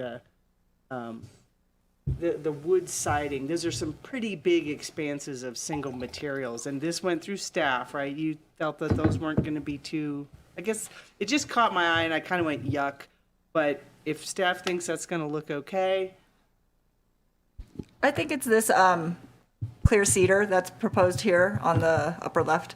It's a natural material. It's not necessarily what we consider beige. Beige is more of a painted material that we see typically. It's not like it's stucco. So if you think that big, huge expanse of either that one or the Bodie Ghost Town Gray is going to be fine, it's a tall building and it's a wide expanse. I think the colors are fine. If you're concerned about the blank expanse of it, that's a different discussion that you could have. Can I add one clarifying comment? Because I don't think that's going to be that striking. I think the rendition that you're looking at, Coral, is more, it's brighter, it's more in your face, than the actual color is going to be. I don't think it's going to be that bad. The elevations do give it more, they make it look more flat, which Yeah. is objectionable. And I if think you it's all going to. haven't made this, I know you've been through a lot on this, and if you've all think that that's going to look okay, I'll let that one I think go. it's going to be fine. I think it's a good catch on your part. So, and if you want to go back to that, what about the gray? You were talking about the gray. What's that? There was the big expanse, so on the That upper right left one there. yeah, there's the big expanse of the Bodie Ghost Town Gray, and then, next one there's And the that's darker also gray. a That's semi-transparent. woodside. That's also semi-transparent. Yeah, it's a little more lively when you look at the material than in the flat. Yeah. The clarifier on the western facade that you're concerned about, what's missing in the elevation is there's a 6-foot ornamental fence that's right in front of that doesn't show on the elevation because there's a sidewalk right on that side. And that adds that additional articulation to break that up. It looks awesome. But that doesn't show on the That's a elevation. ground level though, right? That's, I mean, the fence you're talking about. Yeah, but it's still 6 feet of it. Yeah, and then I know you'll have some landscape, you'll have some, look like medium height trees there along 89. Yeah, I'm okay to move on.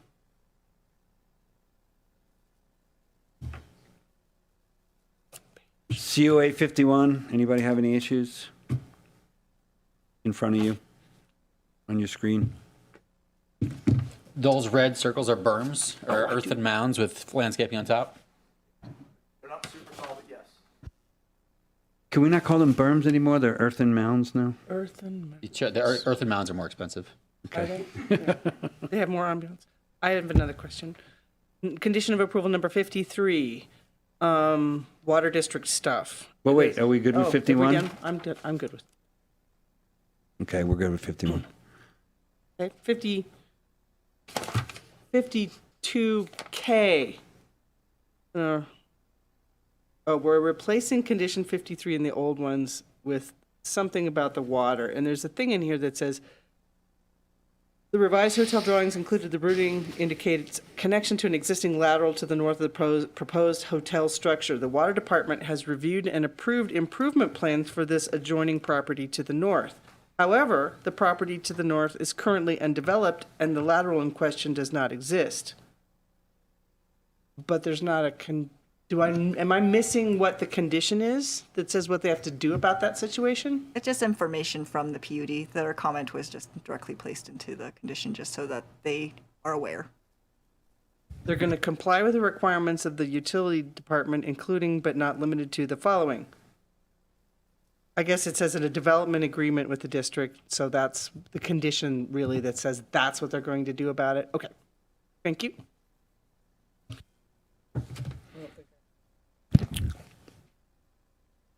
Tammy? I don't have anything else. Dan? I do like the inclusion of indoor bike parking for guests. I think that's really nice. It does seem like it's going to be a really nice hotel. Anything, Dan? Indoor bike parking for guests? What is that? Guests who ride their bikes to the hotel or guests who bring their bikes? I think both. Or who rent bikes in town and for a weekend or whatever. That's all I got. Then can I have a motion? I move we adopt resolution 2024-02, or did you ask for Dan? Sorry. No, You no, did. I said, can I have a motion? You're on, All Cora. right, It's all adopt you. resolution 2024-02, taking the following actions based upon the recommended findings and subject to the recommended conditions of approval. Do I need to read the rest of it? And 1, determine the project to be exempt from CEQA. 2, approve the project amendment to the development permit.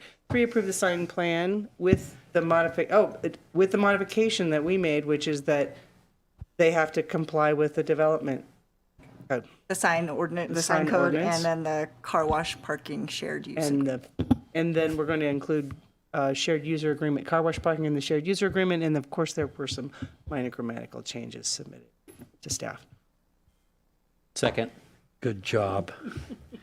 Any other further deliberation, comments, or roll call, please? Chair Claren? Aye. Commissioner Freeman? Yes. Commissioner Kavanaugh? Yes. Commissioner Taylor? Yes. Motion passes 4-0. Congratulations. Dan, I told you it was going to be a long one. Thank you very much.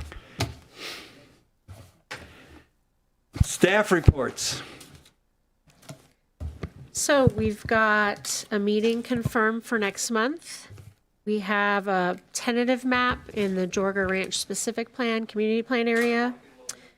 We've got development code amendments for the red light hostel that are related to turning that hostel into a residential use. And then we have development code amendments for some cleanup items, which is a fairly regular occurrence. And that'll be it for that night. That's a pretty full What's the agenda. tentative map? Parcel 4. Which is? Over next to, sorry? Oh, yeah, where the former Truckee River Winery site is located. Oh, That okay. parcel. That's your staff report, right? Any commission member reports? I have one, I guess it's not a report, but a question or a request. Could we get like a super informal update on the reach code process at some point? That might just be an email from Hillary at this point because it's kind of on hold. That would be awesome. Then we adjourn. Thank you all for coming, the public.